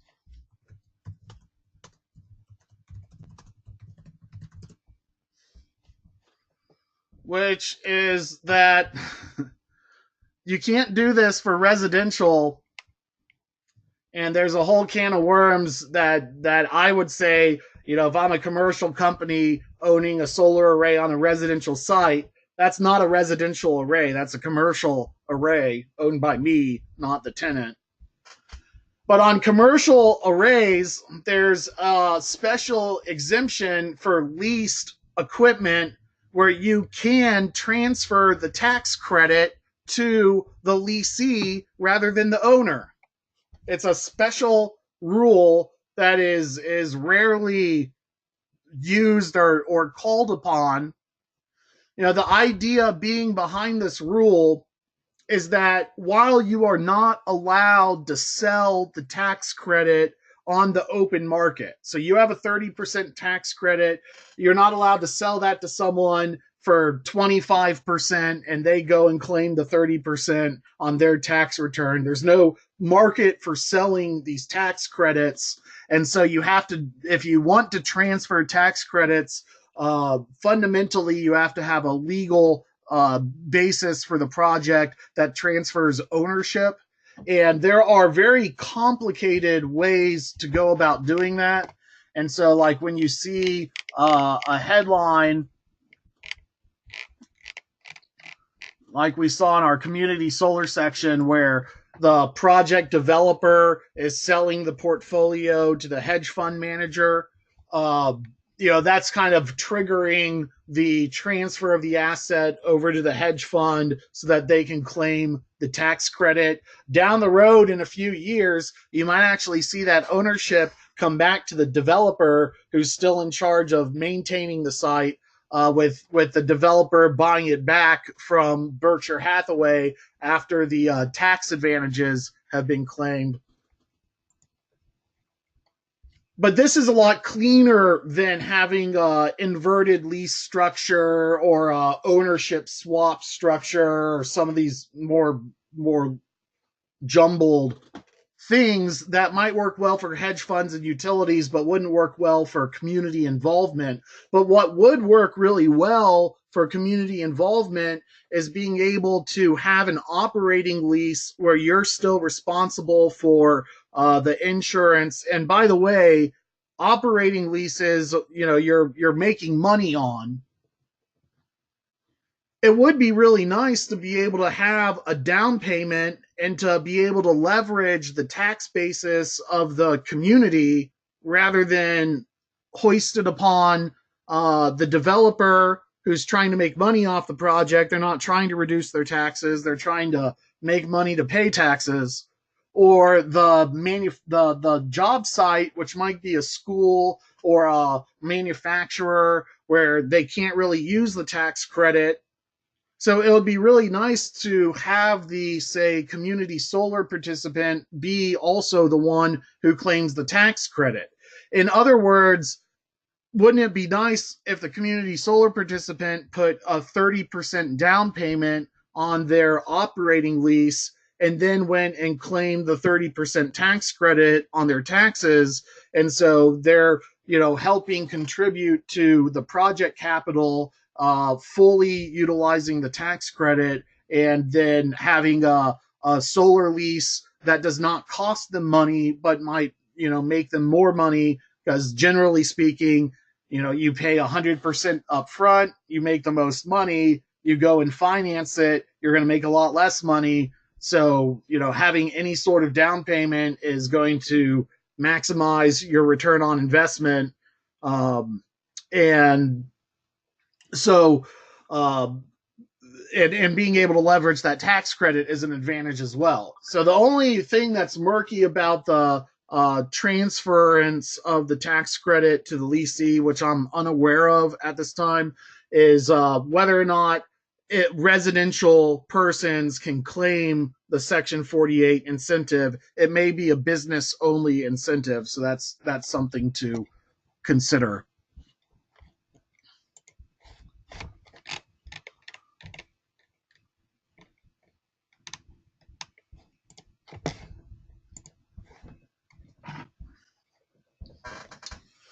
So in an operating lease, a lot of community solar programs are going to be operating leases because you're going to want to maintain control of the asset and the job site. You want to make sure the project is successful by being responsible for the insurance and maintenance. You'll make most of the money off the project. That way you'll be able to keep most of the projects in the event that you're trying to liquidate your investment, and get the profits up front. The operating lease is a good way to structure it, especially if you can use that Section 48 lease exemption to assign the tax credit over to the lessee, which is only a consideration if the owner of the array cannot claim the tax credit themselves. But that's often the case for these kinds of job sites. So the other kind of lease where the tax credit does transfer is a capital lease, and there's really just very little difference between a capital lease and a loan. Whenever you hear about a lease agreement where at the end of the lease you can buy the asset for $1, that's a capital lease. That basically says at the end of the lease, the lessee, the one making the lease payments at the end of the lease, they own it. And so if you want the solar peaker facility to be owned by the entity at the end of the lease for $1, then a capital lease would be fine. The only caveat with capital leases is the owner has to be able to claim the tax credit. And so if the owner is an entity like a school building that can't claim the tax credit, then a capital lease would not be the right way to go about it. In fact, specifically if the array and assets are located on non-taxed entities, there will, on large projects, they will often write an easement to the operating leaseholder defining the boundary of the assets so that the operating leaseholder can pay property tax on that property that would otherwise be untaxed, so that the array is eligible for the private sector tax credits and depreciation. So, I keep all those things straight by just thinking, well, if the owner of the array is a non-taxable entity, or if the owner of the array is someone who cannot claim the tax credit, then the value of that tax credit will not be there. And so what does that mean? Well, for one, it means we might just forget about the solar array altogether and evaluate the site just for a battery, and that's it. Or we might want to reconsider how the tax credit is reserved so that the tax credit could be transferred to someone who's doing the community solar buy-in.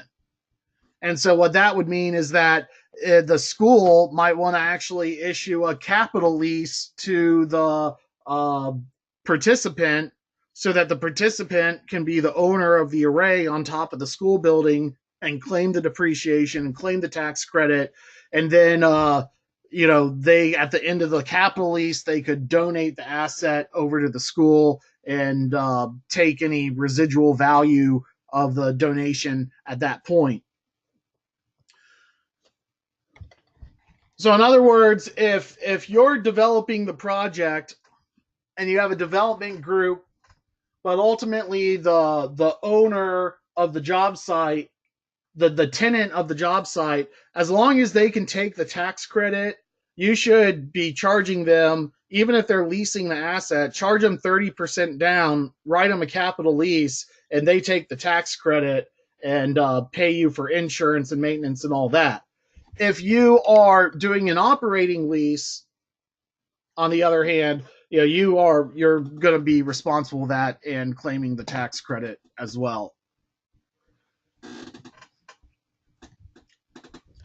For that matter, if you are crafting a community solar program and you are selling a share of a community solar block, and that person is taking the tax credit and depreciation on that share, What that means is you cannot be the person who says, oh, and you must participate in our insurance and maintenance program. If someone else is taking that tax credit and it's not through the Section 48 exemption, so the community member who's completely uninvolved, then if you're selling ownership to that community member and they're taking the 30% tax credit, then they are the ones who have to pay for the insurance and maintenance. And maybe you write an agreement between the tenant and the participant to give them that compensation back.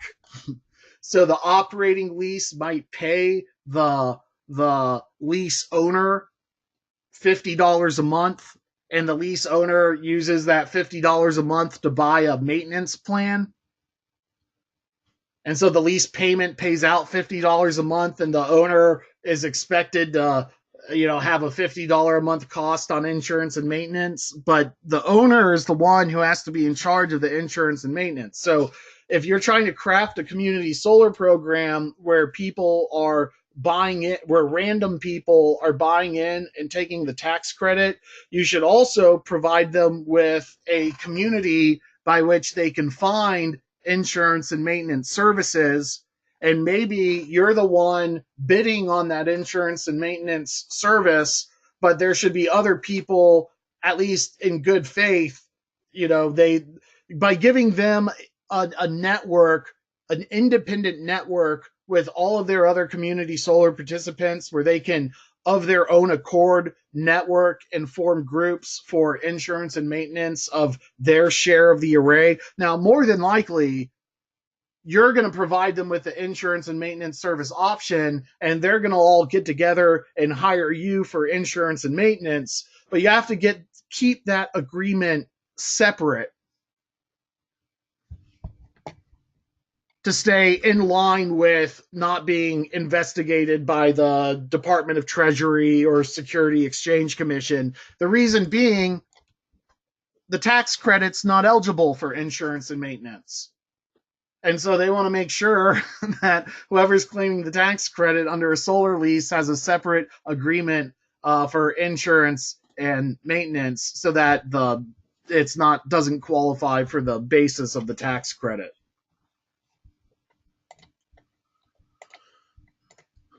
Now, if the owner operator is the one providing the maintenance, it gets a little more dicey on claiming the lease at fair market value, and that fair market value is above your cost, and so you make a profit on it.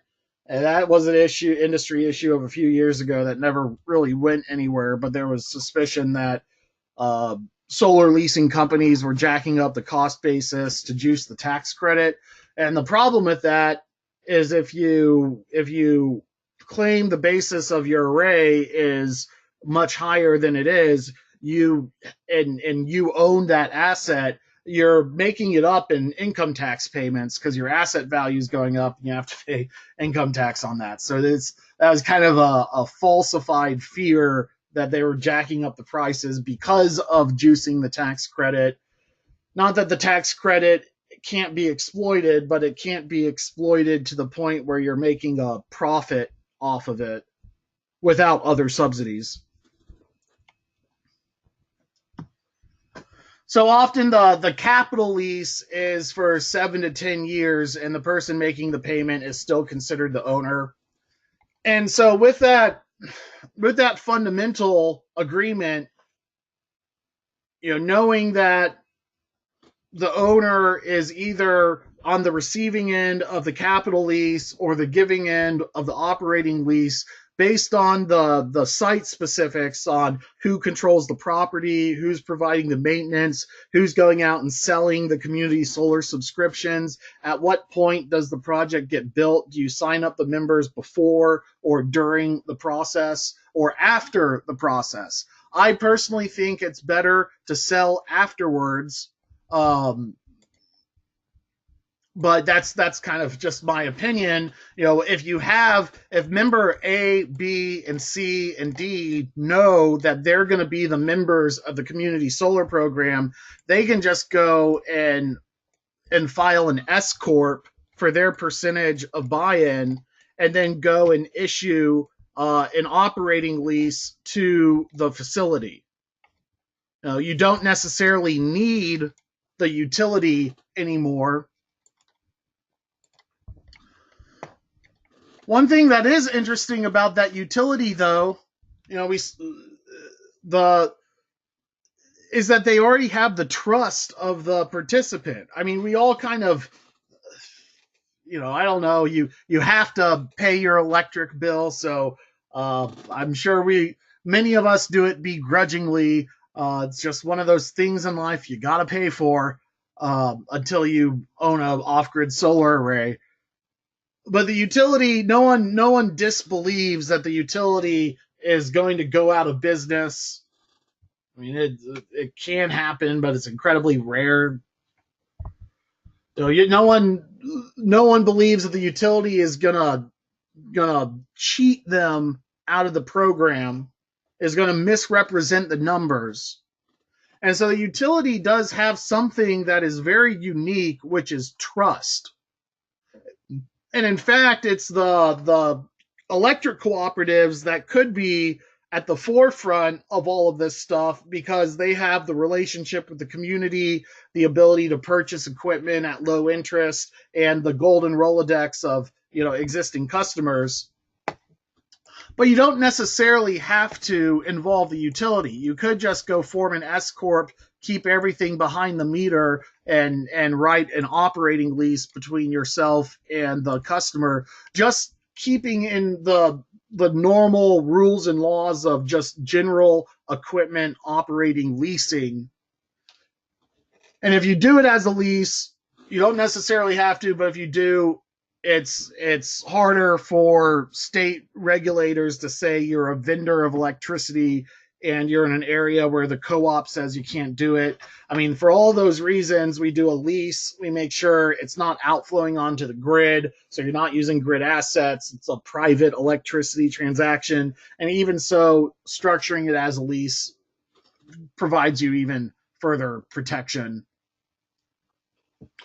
Okay, so if you lose the utility and you want to have a wide open community solar program where anybody and their neighbor can join, one of the questions is the participant is going to have is, well, how do I trust that the array is producing and generating and I'm getting compensated for it? And so that's where a blockchain is useful. So we've talked. You've probably heard of Bitcoin and cryptocurrency. What a cryptocurrency is a wallet that you can walk around with and show everybody what's inside.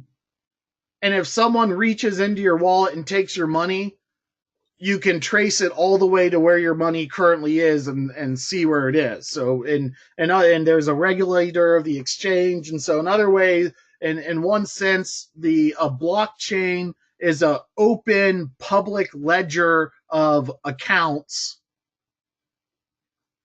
And it's not so much that the blockchain is secure, but it is secure from A to Z. Whoever is at the front end or the back end could be untrustworthy, but at least you can look inside the transaction and see, what went on, and it's indelible so that it's unalterable. So it's almost like if everybody went around and had their online banking account public for anyone in the world to see. That is what a blockchain is. And so, that has some applications in digital currency, but one separate application is to log solar production.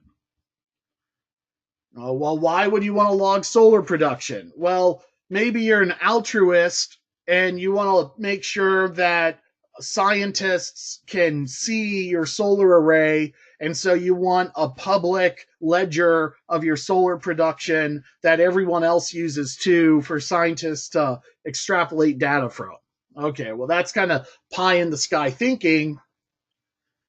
If I wanted to start an electric utility, but I didn't have all of these digital meters and infrastructure spread around, all I would need to do is get the output of the solar array onto a blockchain so that anyone who's an investor could log in to the solar array and be confident in the production values. It's almost like having a public company where you're publishing the financial reports. Now you have a public solar array where you're publishing the data. And furthermore, it's a program so you can develop software and applications to keep track of wallets and user accounts and allocate the production from the array into those individual user accounts.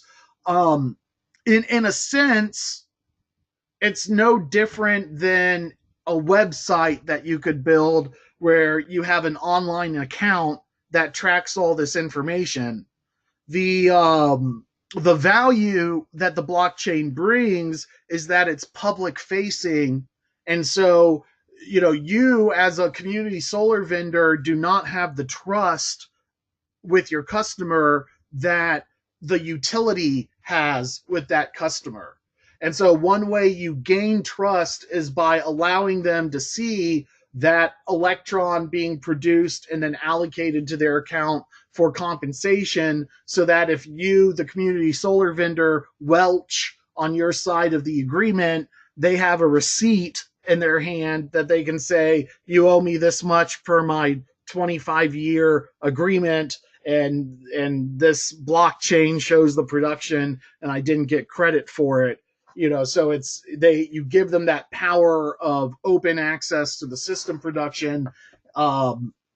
Inherently, you have to have a monitoring system anyway. So one blockchain to look into is SolarCoin, which I've looked at a number of renewable energy blockchains, and this is one that is only for solar. So actually, if you own a solar array, you can participate in SolarCoin for free by just going to the SolarCoin Foundation website and downloading the wallet and registering your array. And I just think that that's a great way to dip your toe into blockchain without, actually buying any Bitcoin or anything like that. So it's a non-cryptocurrency blockchain called SolarCoin. And so you can actually use SolarCoin as the kind of coupon for tracing all of these transactions for you. And, the reason why you're not going to get regulated in that case is the face value of SolarCoin is almost like a coupon. It's like 1/20th of a cent. If SolarCoin was actually worth something, you would have to revisit that equation. But like almost all cryptocurrencies out there, it won't be worth anything ever. The point of it is to be a public ledger for counting solar production, and for any value from the system to be added on top of it. In other words, SolarCoin is a blockchain for tracking solar production that is available for you to use for your job site, which has very little intrinsic value. It's basically solar production logging software that is blockchain software that is ready for you to go and use.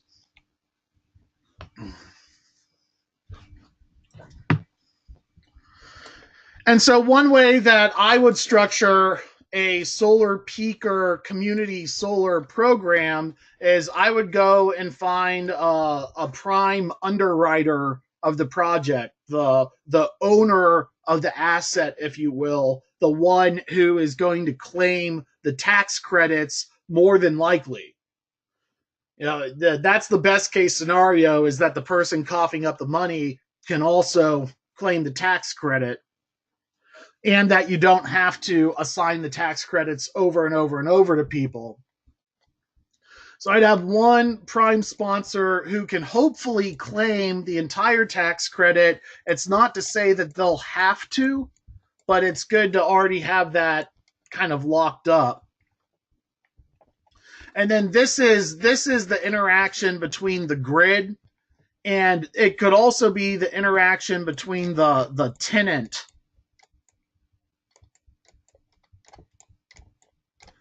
And what I say by that is your facility might be the sponsor and the tenant, and you're going after that 4-year payback for reducing your peak load.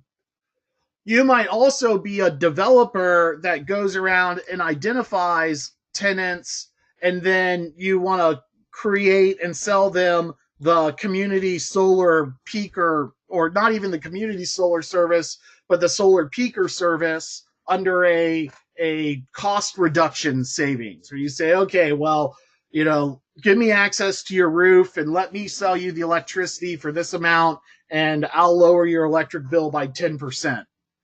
So the tenant may not be involved at all in any of the depreciation or tax credits, or down payments or project financing. It may be something where you give them use of the equipment on a cost savings reimbursement basis. So you may have a separate agreement between whoever owns the array and the tenant for use of the machine, or maybe not.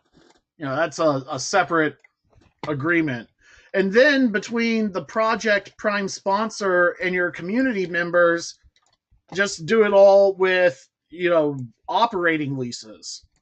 It's going to be a lot easier for the prime sponsor to do the insurance and maintenance than the individual community members. I suppose you would have the individual community members do it as a last resort.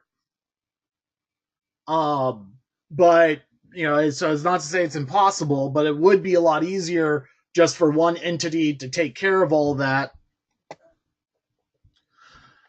But if the prime sponsor wanted to, what I would recommend is you have little tiers for buy-ins for individuals, but then also have larger tiers for businesses.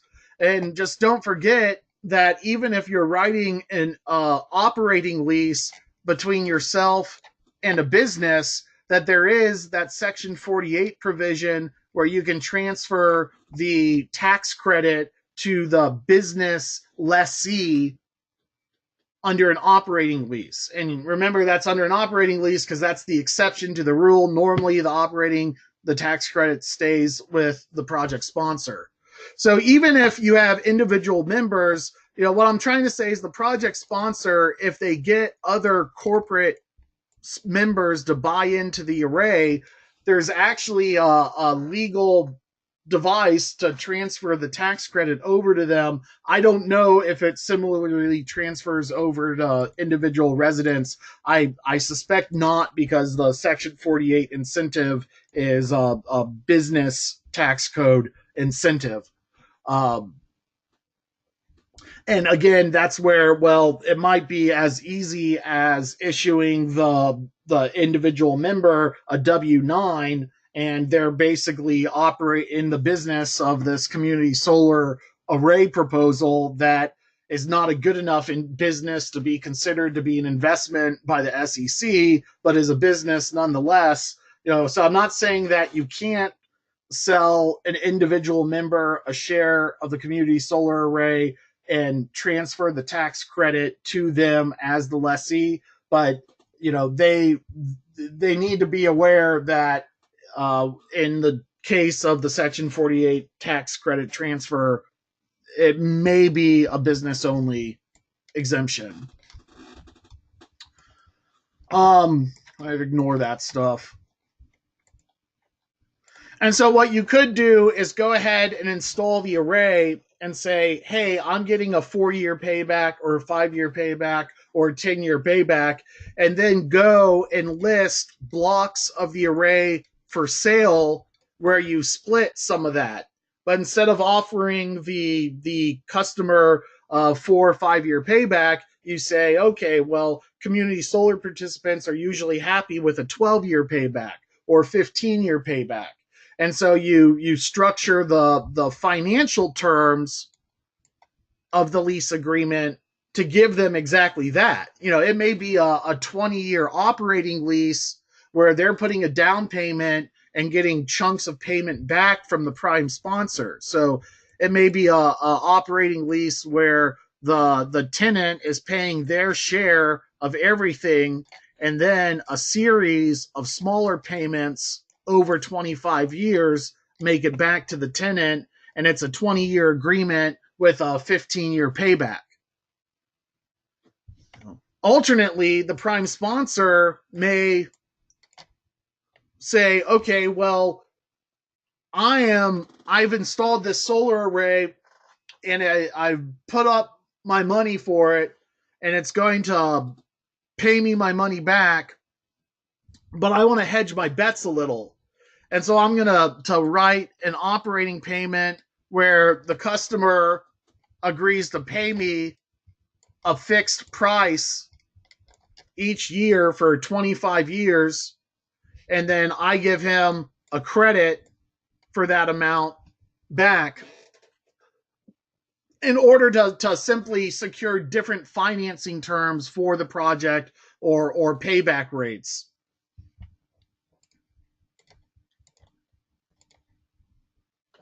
Where that would make sense, because I know that really sounds confusing, but if you were doing pre-sales where you get basically enough members to sign up and say, I would pay that much for that electricity, to all come in and basically vouch for the revenue stream of the project and cough up the money for it, and then they get paid back, or not cough up the money for it, but kind of underwrite the financing payments to whoever the sponsor is, and then get a credit back off of the profit.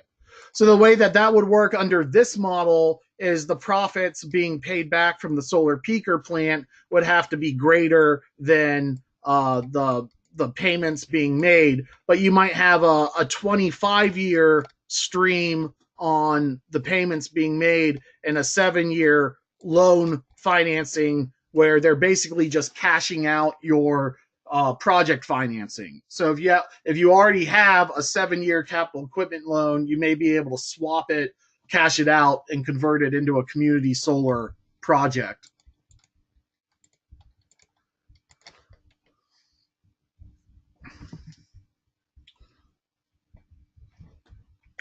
Okay, so this chart is kind of just stuff we talked about yesterday, but it's showing that as demand rates go down, energy rates go down, but payback can also go down. It was just kind of expanded content, showing just some typical for what production value from the array, what electric rate value you get, what your kilowatt hour rate is, what your average kilowatt hour rate is, what your real kilowatt hour rate is, plus your demand rate is, and what the payback is. This is effectively to show you that in rates where a residential customer may do a solar array at $2.50 a watt and get a 12-cent net metered rate, they get a 10-year payback. Even if you have added costs to the array to install a battery and you're on a demand rate structure, if you're at a 9-cent a kilowatt hour with a small demand rate versus a large cent per kilowatt hour at a large demand rate, generally speaking, these demand rate structures can yield a better payback than what even a net metered residential solar array should be.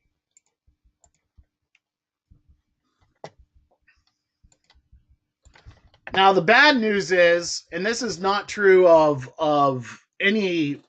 just solar or solar peakers, this is pretty much true of any energy efficiency upgrade a commercial customer wants to make, is that most commercial customers are wanting to see paybacks in the 3 to 4 year mark. So this is the 3 to 4 year mark right here, and of course, the sooner the better. The point of it is, a payback of 5 years or longer is a much smaller market, and maybe solar, because of its long-term warranty and long-term value, can justify being a little bit further across this normal line, because this is for all energy technologies, but it's not much further than that. In other words, most businesses want under a 10-year payback for sure, and really more like a 4 or 5 year payback. And the reason for that is, if you got something that has that 4 or 5 year payback, your capital equipment financing is 7 years. And when you use capital equipment financing, it's going to add interest. So if I'm buying a device for cost savings and I have a 7-year conventional loan that I can go and get for that, the only way it's going to cash flow is if it has a 4 or 5 year payback. The flip side of that is, if you can get your solar peaker to have a 4 or 5 year payback, it's likely that that project can come out of the ground. And then at that point, you might be able to add community solar on top of that to boost the value of it further. Because, if you bought it at a 4 or 5 year payback and you can turn around and flip it for a 12-year payback, you're actually going to, you're going to be making all of your money from the project, not over the long term, but, all up front.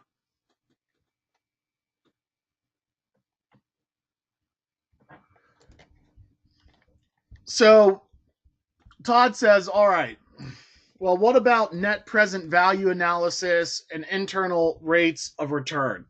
So now we're going to go and look at commercial software, and we'll show you, we'll mention a couple free softwares where you can do these models yourself.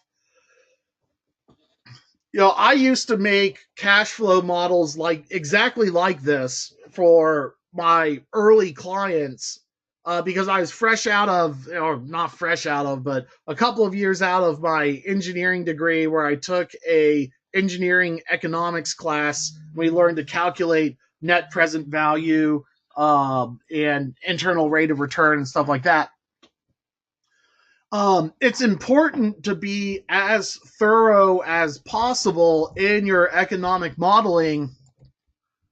The big mistake that solar installers make, and we recently had a solar installer continuing education conference in Buffalo last year, and the presenters of Energy Toolbase, their main kind of comment from the program and their presentation was they got so much pushback from installers who just don't want to model this in their cash flow models, because they feel like other cost savings are not modeled this way.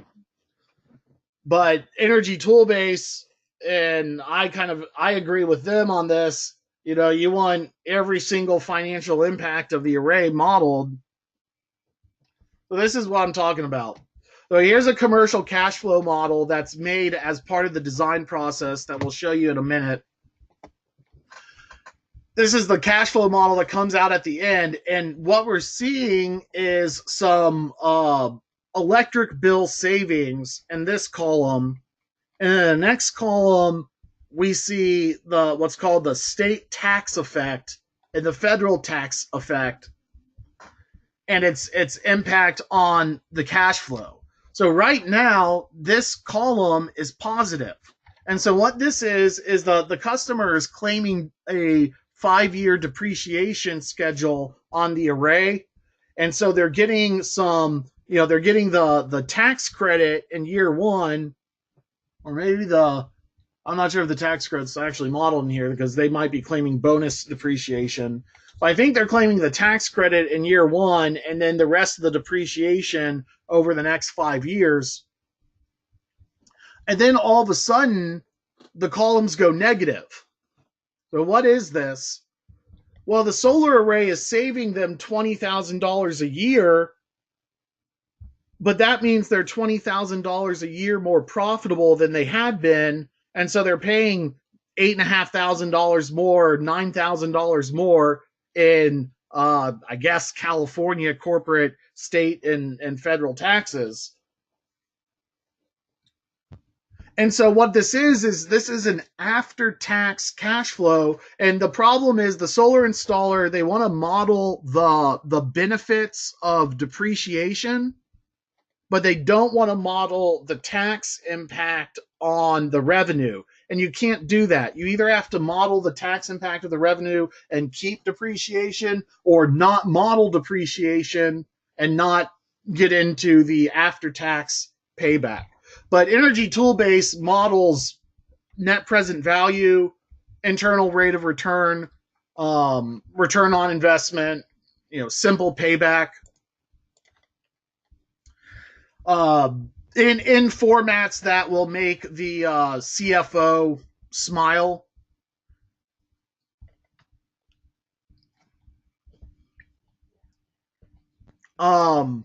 So in the interest of time, I want to get into the Energy Toolbase example, but I just have two quick calculations for simple payback. What's nice about using commercial software is a lot of these design resources are created at the same time you're doing your design, so it really speeds up doing feasibility studies to demonstrate that the project will actually cash flow. And so what we'll see in a minute is this is what we were building yesterday in just by hand, where we were modeling the solar production and trying to simulate, if we visually displayed every single day, we could come up with charts like this. But then Energy Toolbase applies, algorithms to hone in on the optimal project size. So what we're seeing in this graph here is it's showing us that as the solar array gets larger, we get into diminishing returns. And so we want to keep the solar array small. But what we also see is this tick mark is too small. We could actually double our array size or even triple our array size before the value begins to decline. So, by applying its optimization algorithms, it helps hone in on a best array size. So let's watch and then as far as the free softwares go, you can produce similar effects in free softwares like PV Value. Was one of the leaders in PV Value is a good one for building these kinds of cash flow models. So you can check that out. Or SAM, the System Advisor model, can do some degree of battery analysis. I just find that by the time you're making this level of calculation, it's worth coughing up the payment for commercial software that makes it a lot faster. So let's pull up Energy Toolbase real quick.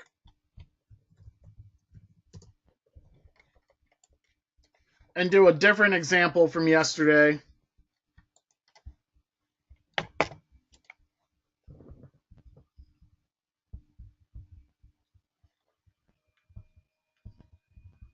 And not trying to get into anything except the design here, but they do offer a free trial. Basically, what we have on the commercial end is a database that the software company has programmed by hand into the software. And that can include seasonal and time of day, fixed charges, energy charges, demand charges, the tiered rate structures. So we go into there, say, utility rate database, And there's 40,000 utility rates programmed into this database. There is an open source utility rate database put out by the government, but it's not very accurate, especially when it comes to demand charges. So these to some extent have to be hard programmed, and that alone is going to take you up a lot of your time. This is basically saying, if you want to not work the battery so hard, but kind of throttle it down some, you can. That's if you're selecting, I guess, maybe a flooded lead acid battery. You may not want to be slamming it. So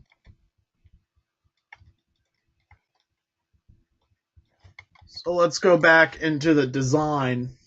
And this is kind of interesting because I use it to design with economics, but here we've set up the utility rate structure. You could actually select multiple rate structures if you're on the fence between two different rate structures. So you could do multiple models to see if dipping it down in that lower tier is better. Solar incentives, this is where you would model, say, the 30% solar tax credit isn't put into this. So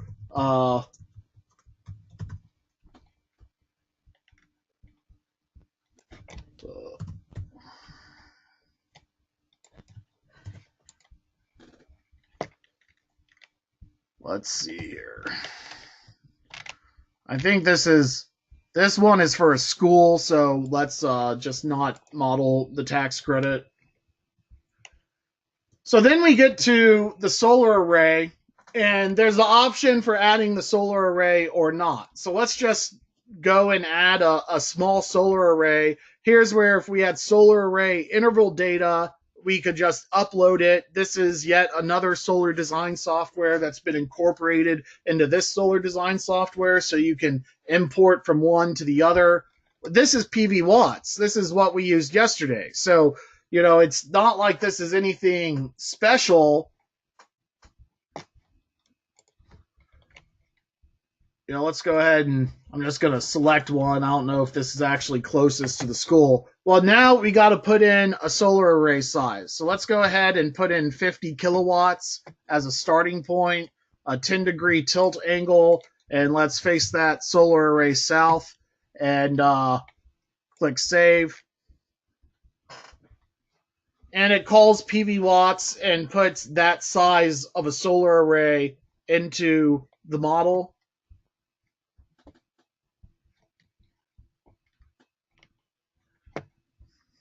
And so what we hear is we got some economic data on this, or we got the general data put in here where we have system cost. Well, this 50 kilowatt solar array, we might have a pre-programmed cost metric put in here.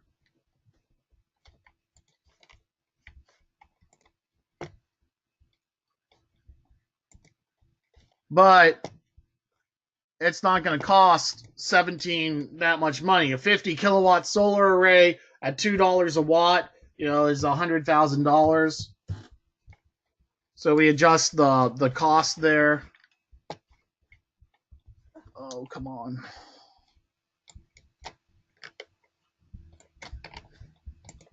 Click save.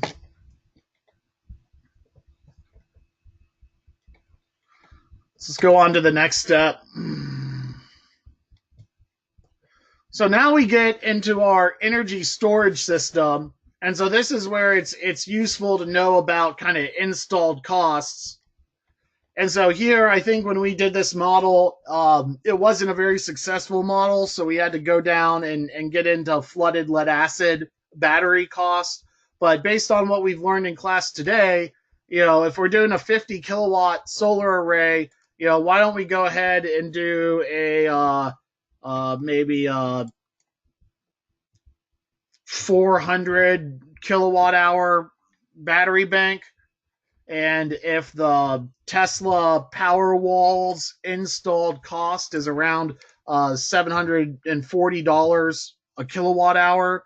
You know, maybe it's a little bit cheaper for commercial, but the installed cost of that battery would be $296,000. So we put in $296,000. And if it's 400 kilowatt hours of Tesla Powerwall capacity, that's going to be, based on their specs, 150 kilowatts of output, continuous output capacity. Actually, you know, its max discharge power is 40% larger than that. So we might be able to burst up to 210 kilowatt hours. You know, let's just keep it simple for now, but we might go and toggle it a little bit. I mean, I think it might be fair to increase the specs a little bit. And the max charge power is going to be one of two things. You know, that'll be the output capacity of the charge controllers from the solar array. And so if we're doing a 50 kilowatt solar array and we only want to charge with the solar array, we might be putting that on 40 kilowatts of charge controller. Except we also have to remember that the battery inverter can charge from the grid. And so as long as it's charging between peaks, it could. But in this case, let's just design it to charge from the solar array. And so we're going to keep that charge power at 40 kilowatts. Now, our maximum depth of discharge, we're going to go and do 100%, even though that's going to get us fewer cycles. And this is a lithium-ion battery bank, so we're going to increase our charge efficiencies. We have a utility control setting down here at the bottom left where we can choose between utility peak shaving or day trading electricity with energy arbitrage. Buying low and selling high. But we saw earlier, buying low and selling high doesn't really work out too well. And then we can run an optimization algorithm because at this point it has enough data and it kind of goes through and makes some storage capacity recommendations on the kind of least amount we want to do and most amount we want to do. And I find those helpful just for guidance more than anything else.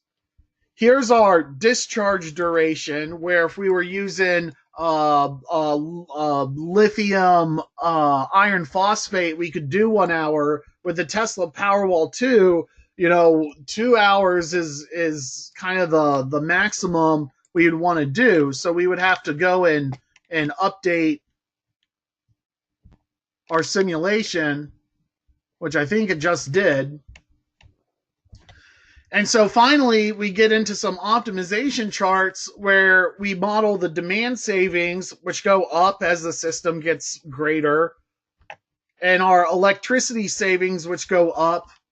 But then the scales are different, and there is some declining rate of return the larger we go. So it blends it together, and what this is basically saying is, we want to keep our rating to be around, this one specifically, it's small, but it says, you know, if we keep our AC output to 150 kilowatts, and then it has a kilowatt hour rating too, it'll say we can generate at around, it says $50 per kilowatt hour, $60 per kilowatt hour. So that's kind of encouraging. Let's go and actually see what this looks like.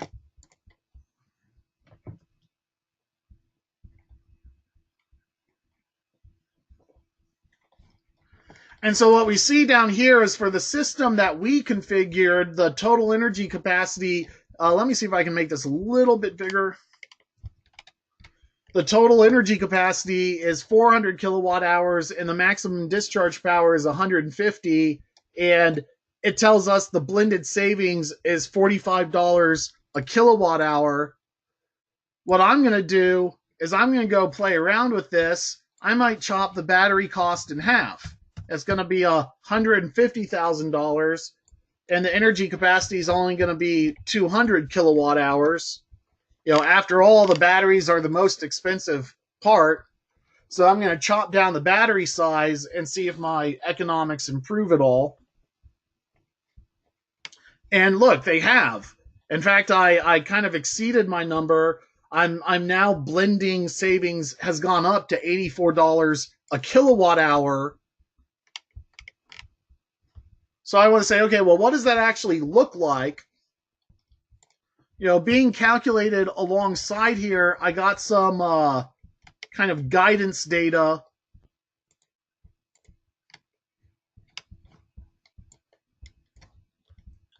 What I find at this point, I go into the analytics, and you can see that they're already starting to analyze my bill, and they've already crunched the numbers and savings. I find it very useful to go into the demand profile visualization. And now what we see is the building facility load, and what the energy toolbase is doing is trying to apply some intelligence to it. And so I might go first and zoom in on this stuff, but I need some guidance to know where to go look. And here I'm modeling a 10-year loan at 3.9%.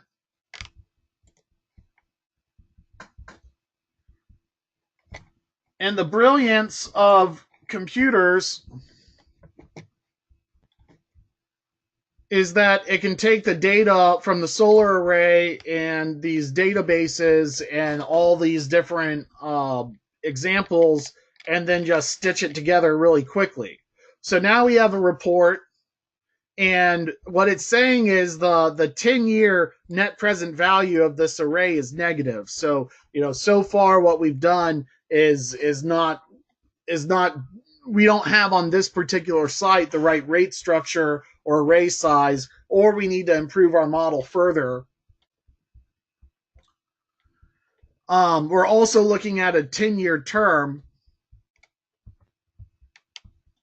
And so, maybe the payback's going to be a little bit longer than 10 years. Maybe it's not much longer than 10 years, but maybe what that means is what we would need is 20-year financing or 25-year financing for this project to work. But one number that is useful is this one, which is the utilization rate, which says that, look, when we are using the battery, we're using the battery 100% for 300 days a year.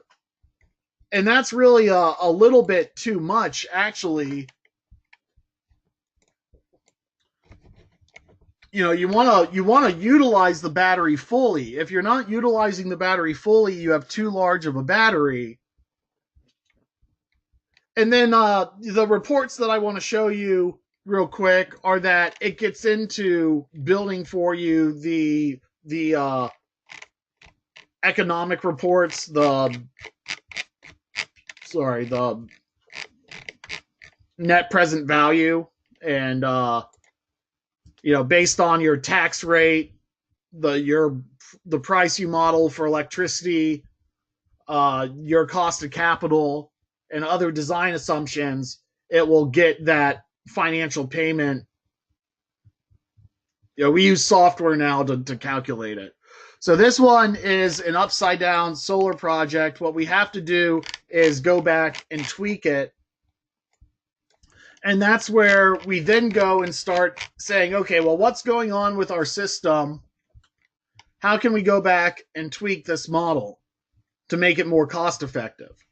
And so here we're looking at where the battery has actually done some load leveling, and we say, okay, well, we have shaved off this peak and we have shaved off this peak, but you know what? We're reminded of the fact that this is a school, and they just have this mountain of energy during the day. And so a little rink-a-dink solar array is not going to do much to lower it. Furthermore, it's a very smooth curve. It's not, it looks spiky, but it's not it's a 6-hour load.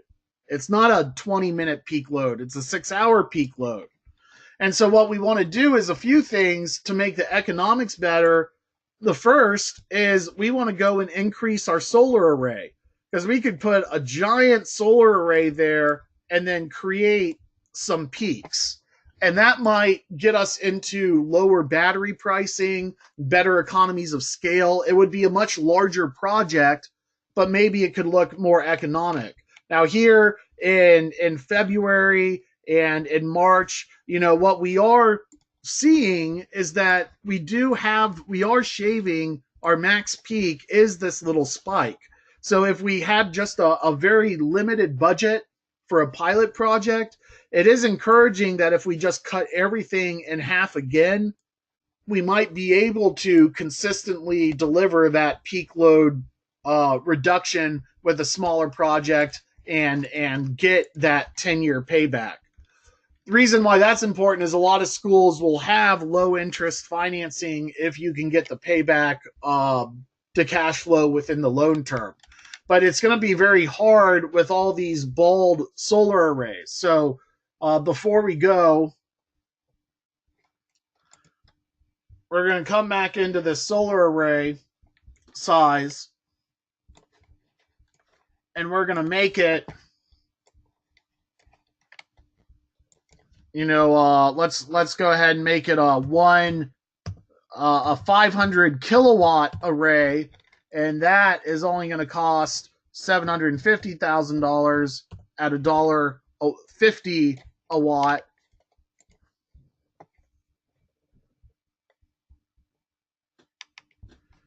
And we could either go and explore every hour of the day. I find it just easiest to go back to the report or look at this number. One thing is our blended kilowatt hour savings didn't really change.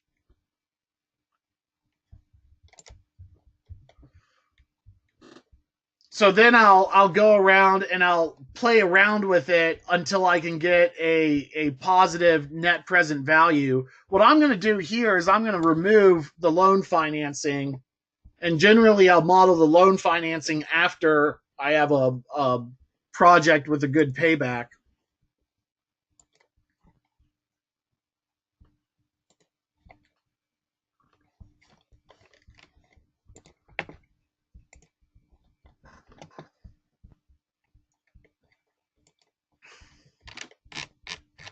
And so I really do hate using computer software in class, but the numbers are too much to crunch otherwise. And so now we see our demand management is completely different. Our solar array is, instead of having one big peak in the middle of the day, our solar array is completely deflating this load in the middle of the day and creating two peaks that are less wide than the previous peak. Here on this graph, before we did solar, the load, this load that's being repressed would have still been up here, and we would have had to operate the battery longer.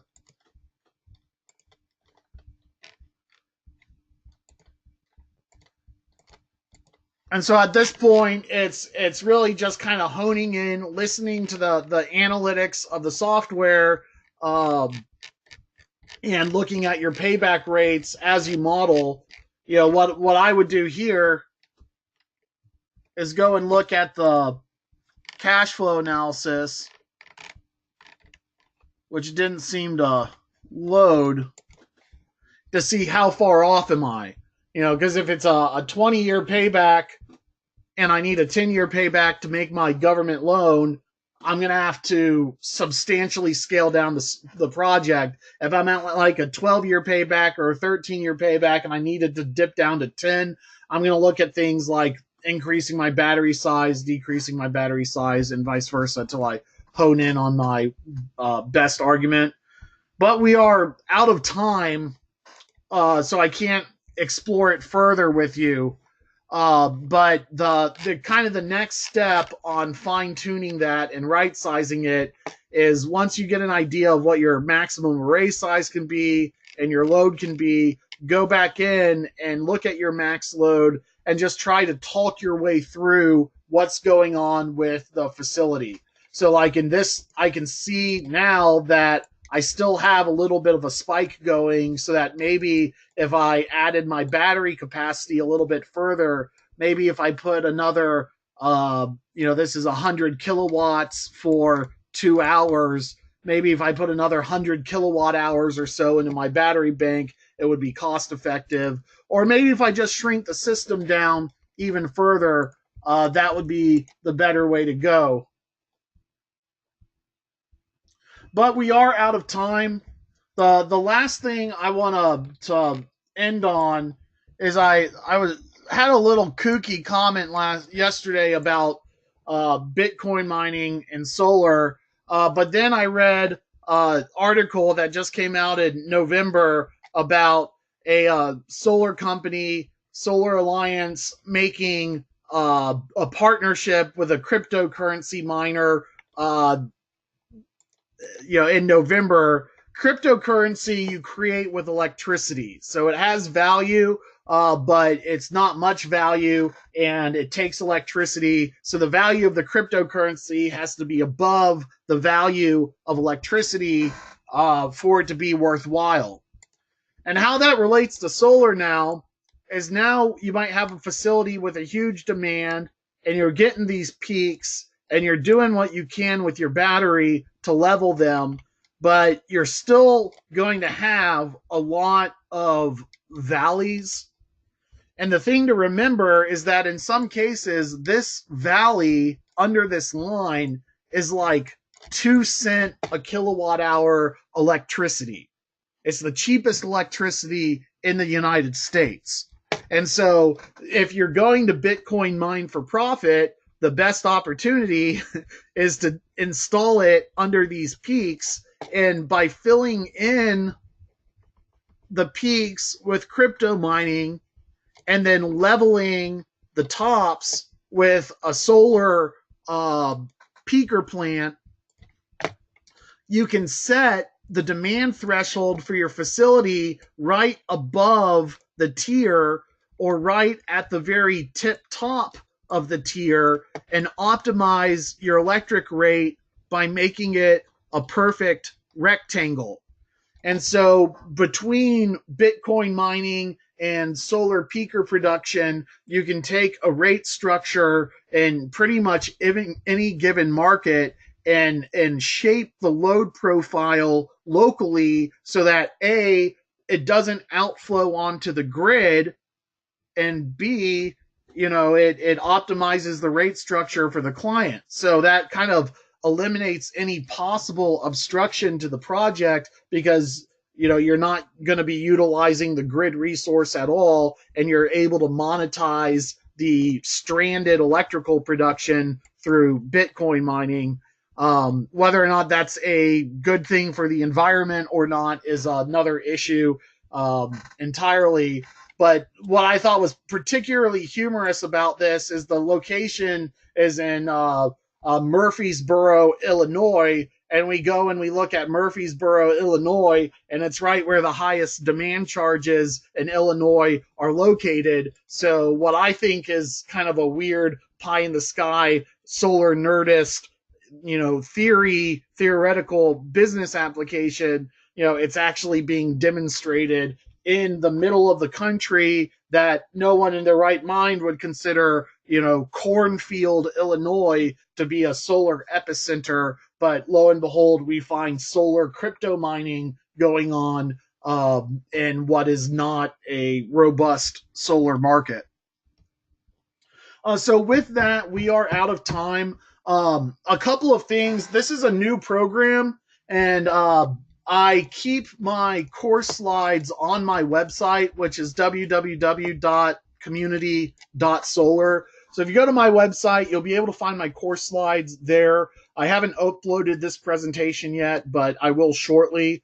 I also do a solar chat at spectrum.chat/solar. So if you have a social media account, feel free to log in, and that's kind of where I host my course videos. So I can get you access to the course videos or questions or updates if you just send me an email, but I would prefer you either join my community to discuss so that we can benefit from shared knowledge, or if you just want to kind of preview course content and you don't have the slides handy. With that, that's the end of the program, so I will pass it back to Half Moon. Thank you, JR. I want to remind everyone to take the quiz after the webinar ends if you need continuing education credit for this webinar.